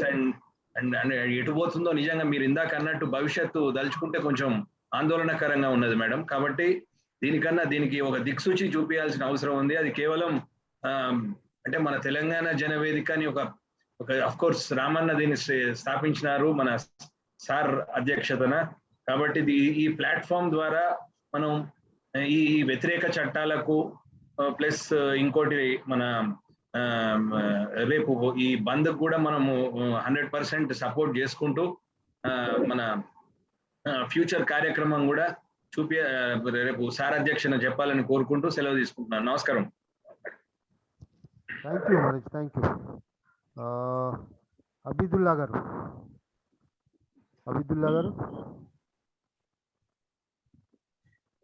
వారు ఉదయభాన్ రావు గారు, అంజన్ రావు గారు, డాక్టర్ అంజన్ రావు గారు ఈరోజు కీ స్పీకర్ గా ఉన్నటువంటి జ్యోతిరాణి మేడం గారు అనేక విషయాలు చెప్పారు మనకి. ఇదంతా అనేక 2-3 దశాబ్దాలుగా ఈ గ్లోబలైజేషన్ పేరు మీద ప్రైవేట్ శక్తులు మొత్తంగా ప్రపంచాన్ని ఆక్రమించేసి చేస్తున్నటువంటి కార్యక్రమం ఇది. ఈ ప్రభుత్వాలను ఎన్నుకుంటున్నటువంటి ప్రజలకు ఎన్నికల సమయంలో ఇది ఒక సమస్యగా ఉండట్లే. ప్రజలు దాని గురించి ఆలోచించట్లేదు. ముఖ్యంగా మనం ఒక ఎగ్జాంపుల్ గా భారతదేశంలో మనం విషయం తీసుకుంటే మనకు ఉన్నటువంటి 545 మంది పార్లమెంట్ సభ్యులలో కార్మిక వర్గాన్ని రిప్రజెంట్ చేస్తున్నటువంటి వాళ్ళు, శ్రామిక వర్గాన్ని, రైతులను కావచ్చు, పారిశ్రామిక కార్మికులను కావచ్చు, వ్యవసాయ కార్మికులను కావచ్చు, వీళ్ళని రిప్రజెంట్ చేస్తున్న వాళ్ళు పార్లమెంట్ లో ఎంతమంది ఉన్నారు అన్నది చూసుకుంటే నాకు రాజకీయాలు తెలిసిన దగ్గర నుంచి 60-70 మంది నుంచి అలా 2-3కి పడిపోయింది. మిగతా వాళ్ళందరూ కూడా ఈ పెట్టుబడిదారి వర్గానికి సంబంధించిన వాళ్ళే పార్లమెంట్ లో ఉన్నారు. అది ఏ పార్టీ అయినా కానివ్వండి. మేము దళితుల కొరకే పార్టీ పెట్టినటువంటి బిఎస్పి కూడా ఈరోజు ఆ పెట్టుబడిదారి వర్గాలను మాత్రమే రిప్రజెంట్ చేస్తున్నది. అందులో వాళ్ళ ప్రయోజనాల కొరకే పనిచేస్తున్నది. అక్కడ బీసీల కొరకు అని మాట్లాడుతున్నటువంటి సమాజ్వాదీ పార్టీ అదే పని చేస్తుంది. ఈ దేశంలో ఉన్నటువంటి అన్ని రాజకీయ పార్టీలు, కమ్యూనిస్టు పార్టీలు తప్ప మిగతా వాళ్ళందరూ కూడా పార్లమెంట్ లో పెట్టుబడిదారి వర్గాలకే డైరెక్ట్ గా వాళ్లే ప్రతినిధులు. ఈ దేశంలో ఉన్నటువంటి మనం పక్కన ఆంధ్రప్రదేశ్ లో డైరెక్ట్ గా చూసినాం. ఇంకా ఎక్కడో గుజరాత్ కు సంబంధించినటువంటి నతానిని తీసుకొచ్చి ఇక్కడి నుంచి రాజ్యసభ మెంబర్ గా పంపించాడు. ఆయన ఈ రోజు కూడా రాజ్యసభ మెంబర్ అయినాక ఈ రోజు కూడా అసలు ఆంధ్రప్రదేశ్ లో కానీ మన తెలుగు రాష్ట్రాలలో ఎవరికి తెలియదు. కానీ మనకు రాజ్యసభ సభ్యుడు ఏం చేస్తున్నట్టు మనం ఈ విషయాన్ని ఒక సింపుల్ ఎగ్జాంపుల్ వాళ్ళ మాటల్లోనే ఉండవల్లి అరుణ్ కుమార్ రాజమండ్రి ఎంపీ ఆయన ఒక మాటలో చెప్పిండు. ఏదో వీడియోలో యూట్యూబ్ లో చూశాను నేను. ఆయన పార్లమెంట్ లో ఉన్నప్పుడు ఓసారి ఏదో పార్లమెంటరీ కమిటీ మీటింగ్ కి ఆయన అటెండ్ కాలేదట. తర్వాత మినిస్టర్ ఫోన్ చేసి మాట్లాడి, అరే నువ్వు మీటింగ్ ఎందుకు రాలేదా బాబు, ఆ మధు అన్న ఆయన ఉన్నాడు మీ ఆంధ్రప్రదేశ్ నుంచి, ఇప్పుడు పి మధు, ఇప్పుడు ఏపీ సిపిఎం సెక్రటరీగా ఉన్నటువంటి పి మధు ఆ రోజు రాజ్యసభలో ఉండే, ఆయన కూడా పార్లమెంటరీ కమిటీలో ఉన్నాడట. ఆయన మొత్తం మమ్మల్ని చంపొదిలి పెట్టిండు. ఆయన నువ్వు ఉంటే కాస్త మీ తెలుగోళ్ళు ఏదో మీరు తగాదాపడి మిగతా వాళ్ళ మేము బయటపడేటోళ్ళం ఆయన చెప్తున్నాడు. ఆయనే ఈ పెట్టుబడిదారి వర్గానికి ప్రాతినిధ్యం ఇస్తున్నటువంటి ఉండవల్లి అరుణ్ కుమార్ చెప్తాడు, కమ్యూనిస్టులు పార్లమెంట్ లో లేకపోవడం వలన కార్మిక వర్గ సమస్యలను, ప్రజల సమస్యలను మాట్లాడేటోడు లేడు. మేము ఉన్నామంటే మేము ఏమైనా కాసేపు కూర్చొని మా బిజినెస్ గురించే మాట్లాడుకుంటాం అక్కడ. ఆయన చాలా ఓపెన్ గా చెప్పిండు, ఆ మాట యూట్యూబ్ లో ఉంది. మేమందరం ఏ కమిటీలో కూర్చున్నా వాటి గురించి ఏం సీరియస్ గా మాట్లాడుకోము, మా బిజినెస్ ల గురించే మాట్లాడుకుంటాము. అది ఏదో మమా అనిపించేసి వస్తాము, కమ్యూనిస్టులు ఉంటే మాత్రమే అక్కడ తగాదా అవుతుంది. ఈ రకంగా మనం పార్లమెంటుకు పంపాల్సిన వాళ్ళని, అసెంబ్లీకి పంపాల్సిన వాళ్ళని ఈ పెట్టుబడిదారు వర్గాలు వచ్చి వాళ్ళు ఓటేయమంటే వాళ్ళకు ఓటేస్తా ఉంటే ఇక మన ప్రయోజనాలు కాపాడేటోడు ఎవడు? ఇవాళ ఆఖరికి ఎక్కడికి వచ్చిందంటే ఇన్ని ఉద్యోగాలు పోతున్నాయి, నిరుద్యోగిత పెరుగుతుంది, ఉన్న ఉపాధి పోతా ఉంటే మోడీ కాశ్మీర్ లో 370 ఆర్టికల్ రద్దు చేసిండు, బ్రహ్మాండంగా చేసిండు. ఇన్ని రోజుల నుంచి ఏ ప్రభుత్వం చేయలేకపోయిందని మోడీ కొట్టేశాడు. లేకపోతే పాకిస్తాన్ మీద అదేంటిది సర్జికల్ స్ట్రైకింగ్ చేసిండు. ఈ రకమైనటువంటి సింపుల్ మాట అసలు మన ప్రజలకి ఏ మాత్రం కూడుబెట్టినటువంటి విషయాలని దాన్ని ప్రైమరీగా ముందుకు తీసుకొస్తే ఈ చదువుకున్న మేధావులు, చదువుకొని పల్లెటూర్లలో ఉన్న వాళ్ళని వీటన్నిటికీ యాక్సెస్ లేని వాళ్ళని వదిలిపెట్టండి. చదువుకున్న మేధావులు అన్న వాళ్ళు వాటన్నిటికీ లొంగిపోయి ఈ రకమైనటువంటి వైట్ కాలర్ అంతా కూడా దానికి మధ్యతరగతి, ఇంత ముందు నరసింహారెడ్డి గారు చెప్పారు, ఈ మధ్యతరగతి వర్గం అంతా దానికి ఊతం ఇచ్చింది. వోకల్ సెక్షన్, వాయిస్ ఉన్నటువంటి సెక్షన్ అంతా కూడా దానికి ఊతం ఇచ్చింది. ఈ రకంగా ఎవరైతే ఈ ప్రభుత్వ రంగం అన్నది లేకపోతే ఇవాళ ఈ వైట్ కాలర్ వాళ్ళందరూ ఎక్కడ ఉండేటోళ్ళండి? అసలు వీళ్ళ ఎమర్జెన్సీ ఉండేదా? ఇప్పుడు నెహ్రూ మనకు స్వాతంత్రం వచ్చిన తర్వాత ప్రభుత్వ రంగం అన్నది ఎమర్జ్ అయ్యి నెహ్రూ అంటే అది నెహ్రూ గొప్పతనం అని కూడా నేను అనుకోను. అప్పటికి ప్రజల పోరాటాల నుంచి ఎమర్జ్ అయినాయి. అవన్నీ ప్రజల పోరాటాల నుంచి మాత్రమే అవన్నీ ఎజెండాలకు వచ్చినాయి. ఇవాళ భూ సమస్య అన్నది, భూ సంస్కరణలు అనే ఎజెండాకి ఎక్కడి నుంచి వచ్చినాయి? పివి నరసింహారావు చేసిండు తెలంగాణలో, ఓహో అని చెప్తా ఉంటారు. అదంతా కాదు. తెలంగాణ సాయుధ పోరాటం అన్నది, తెలంగాణ రైతాంగ సాయుధ పోరాటం అన్నది మాత్రమే భూ సమస్యని ఈ దేశం లోపల ఎజెండా మీదకి తీసుకొచ్చింది. ప్రజలను మభ్యపెట్టడం కొరకే నెహ్రూ అట్లాంటి విధానాలు కొంత ప్రజల పట్ల సానుకూల దృక్పథమైనటువంటి విధానాలను అమలు చేసింది. ఆ రోజు పెట్టుబడిదారి వర్గం స్టీల్ ఫ్యాక్టరీలు పెట్టే స్టేజ్లో ఆ రోజులో లేదు. టాటా లేడు. 40 ఏళ్ల స్వాతంత్రం వచ్చినాడు భారతదేశానికి ప్రైమరీగా అవసరమైనటువంటి ఉక్కు కర్మాగారాలు లాంటివి పెట్టేటువంటి పరిస్థితిలో టాటా లేడు. కాబట్టి ప్రభుత్వ రంగంలో తీసుకొచ్చారు. ఇవాళ వాళ్ళు అభివృద్ధి చెందిన తర్వాత వాళ్ళకి అమ్మేస్తున్నారు. అది టాటా కావచ్చు, అదానీ కావచ్చు, అంబానీ కావచ్చు. ఇవాళ కాంగ్రెస్ వాళ్ళకి టాటా ముఖ్యమైతే ఇవాళ బీజేపీ వాళ్ళకి అదానీ కావచ్చు. ఏ రకంగా చూసినట్టు కానీ ఈ రకంగా పెట్టుబడిదారు వ్యవస్థ ప్రతినిధులు మాత్రమే పార్లమెంట్ నుండి వాళ్ళకు అనుకూలమైనటువంటి చట్టాలు చేస్తున్నారు. ఎలక్షన్లు వచ్చిన రోజునే కదా మనం పార్లమెంట్ లో మార్పులు చేర్పులు చేయగలిగింది ప్రజలము. కానీ మనం దానికి రెస్పాండ్ కావట్లే. మనం కూడా ఎమ్మెల్యే పక్కన నుండి ఫోటో దిగుతాను మన కార్మిక వర్గ నాయకులు అనుకున్నట్టు. ముఖ్యంగా మనం చూస్తూనే ఉన్నాం, మన ఆంధ్రప్రదేశ్ లో కానీ తెలంగాణలో కానీ మనకు ప్రత్యక్షంగా కనపడేటువంటి కార్మిక వర్గం ఎన్జిఓస్, లేకపోతే గెజిటెడ్ రాష్ట్ర ప్రభుత్వ ఉద్యోగులు. వీళ్ళందరూ ఎవరి పక్క ఏం చేస్తున్నారు? వాణి ఉద్యోగుల కొరకు కూడా పోరాడాడు. ఈ రకంగా మధ్యతరగతి వర్గం అనేది అత్యంత దుర్మార్గంగా తయారైందని నేను అభిప్రాయపడుతున్నాను. ప్యూర్ గా కార్మిక వర్గంలో ఉన్నవాడి కంటే ముఖ్యంగా వోకల్ సెక్షన్ గా ఉన్నటువంటి మధ్యతరగతి వర్గమే అత్యంత దుర్మార్గంగా వ్యవహరిస్తున్నది. ఇవాళ ఇప్పుడు చూడండి, దళిత సంఘాలు ఇవాళ ఆర్ఎస్ ప్రవీణ్ కుమార్ పార్టీ పెట్టిండండి. చూడండి ఆయన ఎవరి కొరకు పెట్టిండు? మేము రాజ్యాధికారానికి వస్తామంటున్నాడు. ఆయన బిఎస్పీ అంటున్నాడు. బిఎస్పీ అనేది ఇవాళ ఎవరిని రిప్రజెంట్ చేస్తున్నది? ఈ దేశంలో కార్మిక వర్గాన్ని రిప్రజెంట్ చేస్తున్నదా, లేకపోతే ఈ దేశంలో పెట్టుబడిదారి వర్గాన్ని రిప్రజెంట్ చేస్తున్నదా? ఈ దేశంలో అన్ని పార్టీల లాగానే అంబేద్కర్ పేరు చెప్పుకుంటున్నటువంటి బిఎస్పీ కూడా పెట్టుబడిదారి వర్గాన్నే రిప్రజెంట్ చేస్తున్నది. వాళ్ళకే వీళ్ళందరూ సింపుల్ గా ఆ కార్డు దళితులు అన్న కార్డు చెప్పగానే టెంప్ట్ అయిపోతున్నారు. వీళ్ళు కార్మిక వర్గమే. వీళ్ళు ఈ కార్మికులు పడే బాధలన్నీ పడుతున్నప్పటికీ ఆ సింపుల్ గా ఆ కార్డు మీద డైవర్ట్ అయిపోతుంది. ఈ రకంగా ఏదో ఒక పేరు మీద కార్మిక వర్గాన్ని డివైడ్ చేసి పెట్టుబడిదారి వర్గం అన్నది ఇలా వేళ్ళూనుకున్నది. అది అత్యంత ప్రమాదకరంగా తయారైంది. ఈ ప్రభుత్వాలను కూల్చివేస్తే తప్ప, ఈ ప్రభుత్వాలను అధికారం నుంచి తప్పిస్తే తప్ప ఇప్పుడు ఈ కార్యక్రమాలన్నీ ఆగవు. మనం ఎన్ని మాటలు మాట్లాడుకున్నా కానీ చివరికి జరిగేది అదే. ఇవాళ రేపు దేశవ్యాప్త బంద్ అంటున్నారండి. ఈ వైట్ కాలర్ వల్ల ఎవరం రెస్పాండ్ అవుతున్నాం? అసలు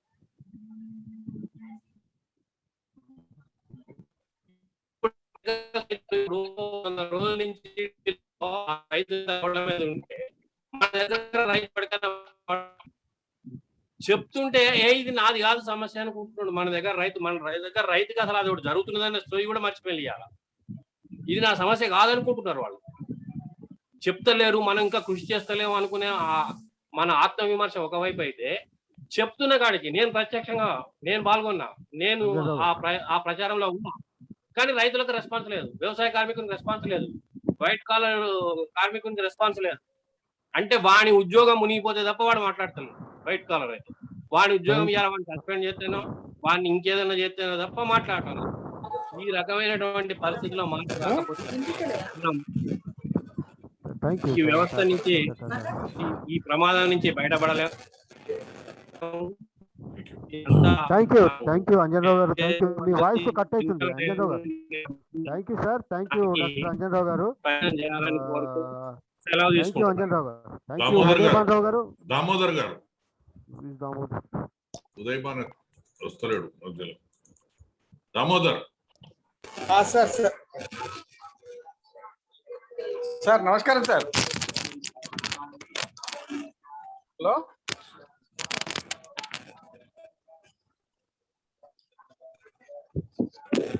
హలో దామోదర్ గారు మాట్లాడండి ప్లీజ్. నమస్కారం శ్రీనివాస్ సార్, సభాధ్యక్షులు. నమస్కారం. మాట్లాడండి. పాల్గొన్న అందరికీ నమస్కారాలు. మంచి అంశాలు చర్చలోకి పెట్టిళ్ళు. ఇంతసేపు మాట్లాడిన మిత్రులు నేను ఇప్పుడే కనెక్ట్ అయినా. నాకు ఒకసారి అంశం చెప్పండి సార్ ఒకసారి. అంశం సరే, ఓకే. థ్యాంక్ యూ దామోదర్ గారు. Thank you sir. Thank you. ఇంకా ఎవరైనా మిత్రులు ఉదయభాన్ గారు కానీ అబిదుల్లా గారు ప్లీజ్. అబిదుల్లా గారు ఉదయభాన్ గారు. హలో హలో మాట్లాడండి. అందరికీ నమస్కారం సార్. అందరికీ నమస్కారాలు సార్. ఇవాళ టాపిక్ చాలా బాగుంది. బట్ వైట్ కాలర్స్ ఏం చేయగలుగుతారండి అడ్మినిస్ట్రేషన్ లో? Okay sir. What any white collar can do in administration when pressures are such a way that their moments are very tough. కాకపోతే they will not hesitate. Moment వచ్చిందంటే they will also go very fast and speedy way in the administration. They do their level best. They will not hesitate to do anything which is against the government also at the same time. Running government anna daniki importance ivaga tappadandi. There is no other chance. There is no other alternative also. So ఇటువంటి విపరీతమైన పరిస్థితుల్లో మన దేశాన్ని అమ్ముకోవడం అంటే అది చాలా బాధాకరమైన విషయమే. ఇవాళైనా రేపైనా మనం పోవాలి. దట్ ఎకానమీ అన్న సమస్య ఎక్కడైతే వచ్చిందో దేశానికి, ఇండియన్ ఆర్బీఐ అన్నది టోటల్ గా ఇవాళ కూడా ఫారిన్ బ్రిటిష్ కంట్రోల్లోనే ఉంది సార్. అది Britishers are controlling Indian RBI. So our economy status is totally built by their own statistical analysis. ఆ రోజుల్లో అంటే మనకు స్వాతంత్రం రాకముందు వాళ్ళు ఏ విధంగా అయితే ఫార్మాట్ చేశారో same format we are following now. So automatically, whether it is direct or indirect, we are in the administration control of British government even today also. Even the same thing follows, even in future we will be following them only. There is no other alternate. Till then we decide according to Ambedkar garu, Dr. Ambedkar garu ichina siddhantal prakaram okavela manam marchukunte hour economy status ఎప్పుడైతే మన కంట్రీలో వస్తుందో then British administration అనేది పూర్తిగా నశిస్తుంది. అక్కడి నుంచి మనకు స్వాతంత్రం, ఇండిపెండెన్స్ అనేది డెవలప్ అవుతుందండి. ఇప్పుడు ఆర్బీఐ అన్న పదానికి I will give you an example. నా దగ్గర ₹1 ఉందండి. ఇవాళ నేను 50 పైసలు బ్యాంక్ లో పెట్టేశాను. That bank is totally depend upon in serious way connected with RBI. రేపు బ్యాంక్ తీసేస్తారు, ఆర్బీఐ పర్మిషన్ లేదు అనేసి బ్యాంక్ తీసేస్తారు. నా 50 పైసలు మునిగిపోయాయి కదా. My 50 paise will not come back to me. But what ఏ రూపాయలు 50 పైసలు నా దగ్గర అయితే మిగిలిన్నాయో ఆ 50 పైసలే నాకు సహాయపడుతుంది. ఆ విధంగానే డిమానిటైజేషన్ ఎప్పుడైతే జరిగిందో government has pulled out all the money from what we can say that savings of the bank. All bankers దగ్గర డబ్బు లాగేసింది. ప్రజల దగ్గర ఏదైతే డబ్బు ఉందో అది రొటేషన్ లోకి వచ్చి today we are just having hand to mouth. లేకపోతే ఈ పరిస్థితి కూడా మనకు లేదు. ఈ విధంగానే ఇన్ఫ్రాస్ట్రక్చర్ డెవలప్మెంట్స్ కోసము when we are just giving and selling the lands to other privatisation, రేపటి రోజు మనకు తినడానికి హ్యాండ్ టు మౌత్ కూడా ఉండదు. దట్స్ 100%. మేడం గారు ఏది చెప్పారో I just bow my head for her statement. Tomorrow we will not have anything. Hand to mouth కూడా మనకు ఉండదు.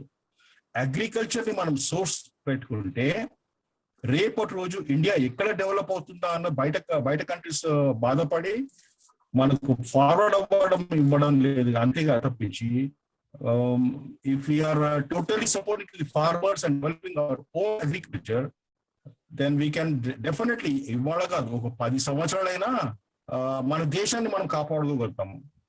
మన దేశము ప్రజలకు తిండి పెట్టుకుంటూ బయట వాళ్ళకు కూడా పోషించే అన్ని ధనదాన్ని అంటే నాణ్యాలు we can supply.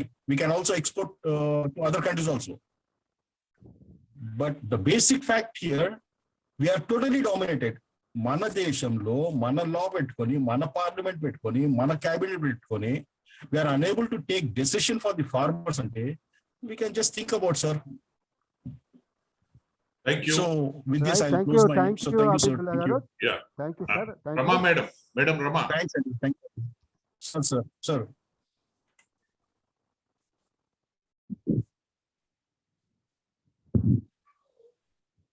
Sir good evening sir. చాలా రెలవెంట్ టాపిక్ తీసుకున్నారు సార్. మీరు తీసుకున్న ప్రతి ఒక్క అంశం కూడా చాలా అంటే enlightening all of us sir. నేను కంప్లీట్ గా వినలేదు కానీ I know about professor Jyoti Rani madam. I want to go through this. Really wonderful session ఇది అవుతుంది ఖచ్చితంగా. ఇది మన అందరము ఇప్పుడు ఇలాంటి సిచ్యువేషన్ లో మనందరం మేల్కొనాల్సిన అవసరం ఉంది. అలా అని చెప్పి సైలెంట్ స్పెక్టేటర్స్ లాగా మనం ఉండకూడదు. సో పురుషోత్తం మన యాక్చువల్ గా మీరు చేసే Ramu sir, whatever you are doing it is a wonderful task. మీకు నిజంగా ధన్యవాదాలు తెలియజేస్తున్నాను sir. Hats off to you sir. Thank you sir. Thank you madam. Thank you. Uday వచ్చిందా? ఎవరు రాలేదు సార్. వాళ్ళని పిలిస్తే వాళ్ళు మళ్ళీ టాపిక్ ఏంటని అడిగే ప్రయత్నం అవుతుంది. ప్రాబ్లం అవుతుంది. దయచేసి మీరు అర్థం చేసుకోండి. మేడం ఏమన్నా చివరిగా మీరు ఏమైనా మాట్లాడతారా? ఓకే మేడం మాట్లాడండి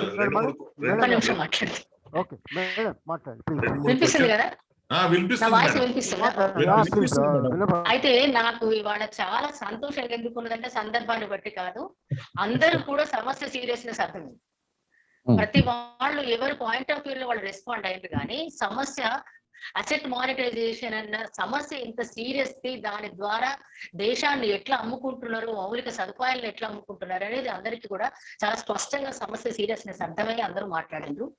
తర్వాత ఒక మిత్రురాలు మాట్లాడుతూ మాత్రం అది రూరల్ ఇన్ఫ్రాస్ట్రక్చర్ గురించి మాట్లాడింది. మనం అనేది ఏంటి అని అంటే ఇప్పుడు హాజీపూర్ సంఘటన అదే కదా చెప్పింది. రూరల్ ఇన్ఫ్రాస్ట్రక్చర్ డెవలప్ కాలేదు. ఒకవైపు మెజారిటీ ప్రజలకు అసలు ఇన్ఫ్రాస్ట్రక్చర్ అందుబాటులో లేదు.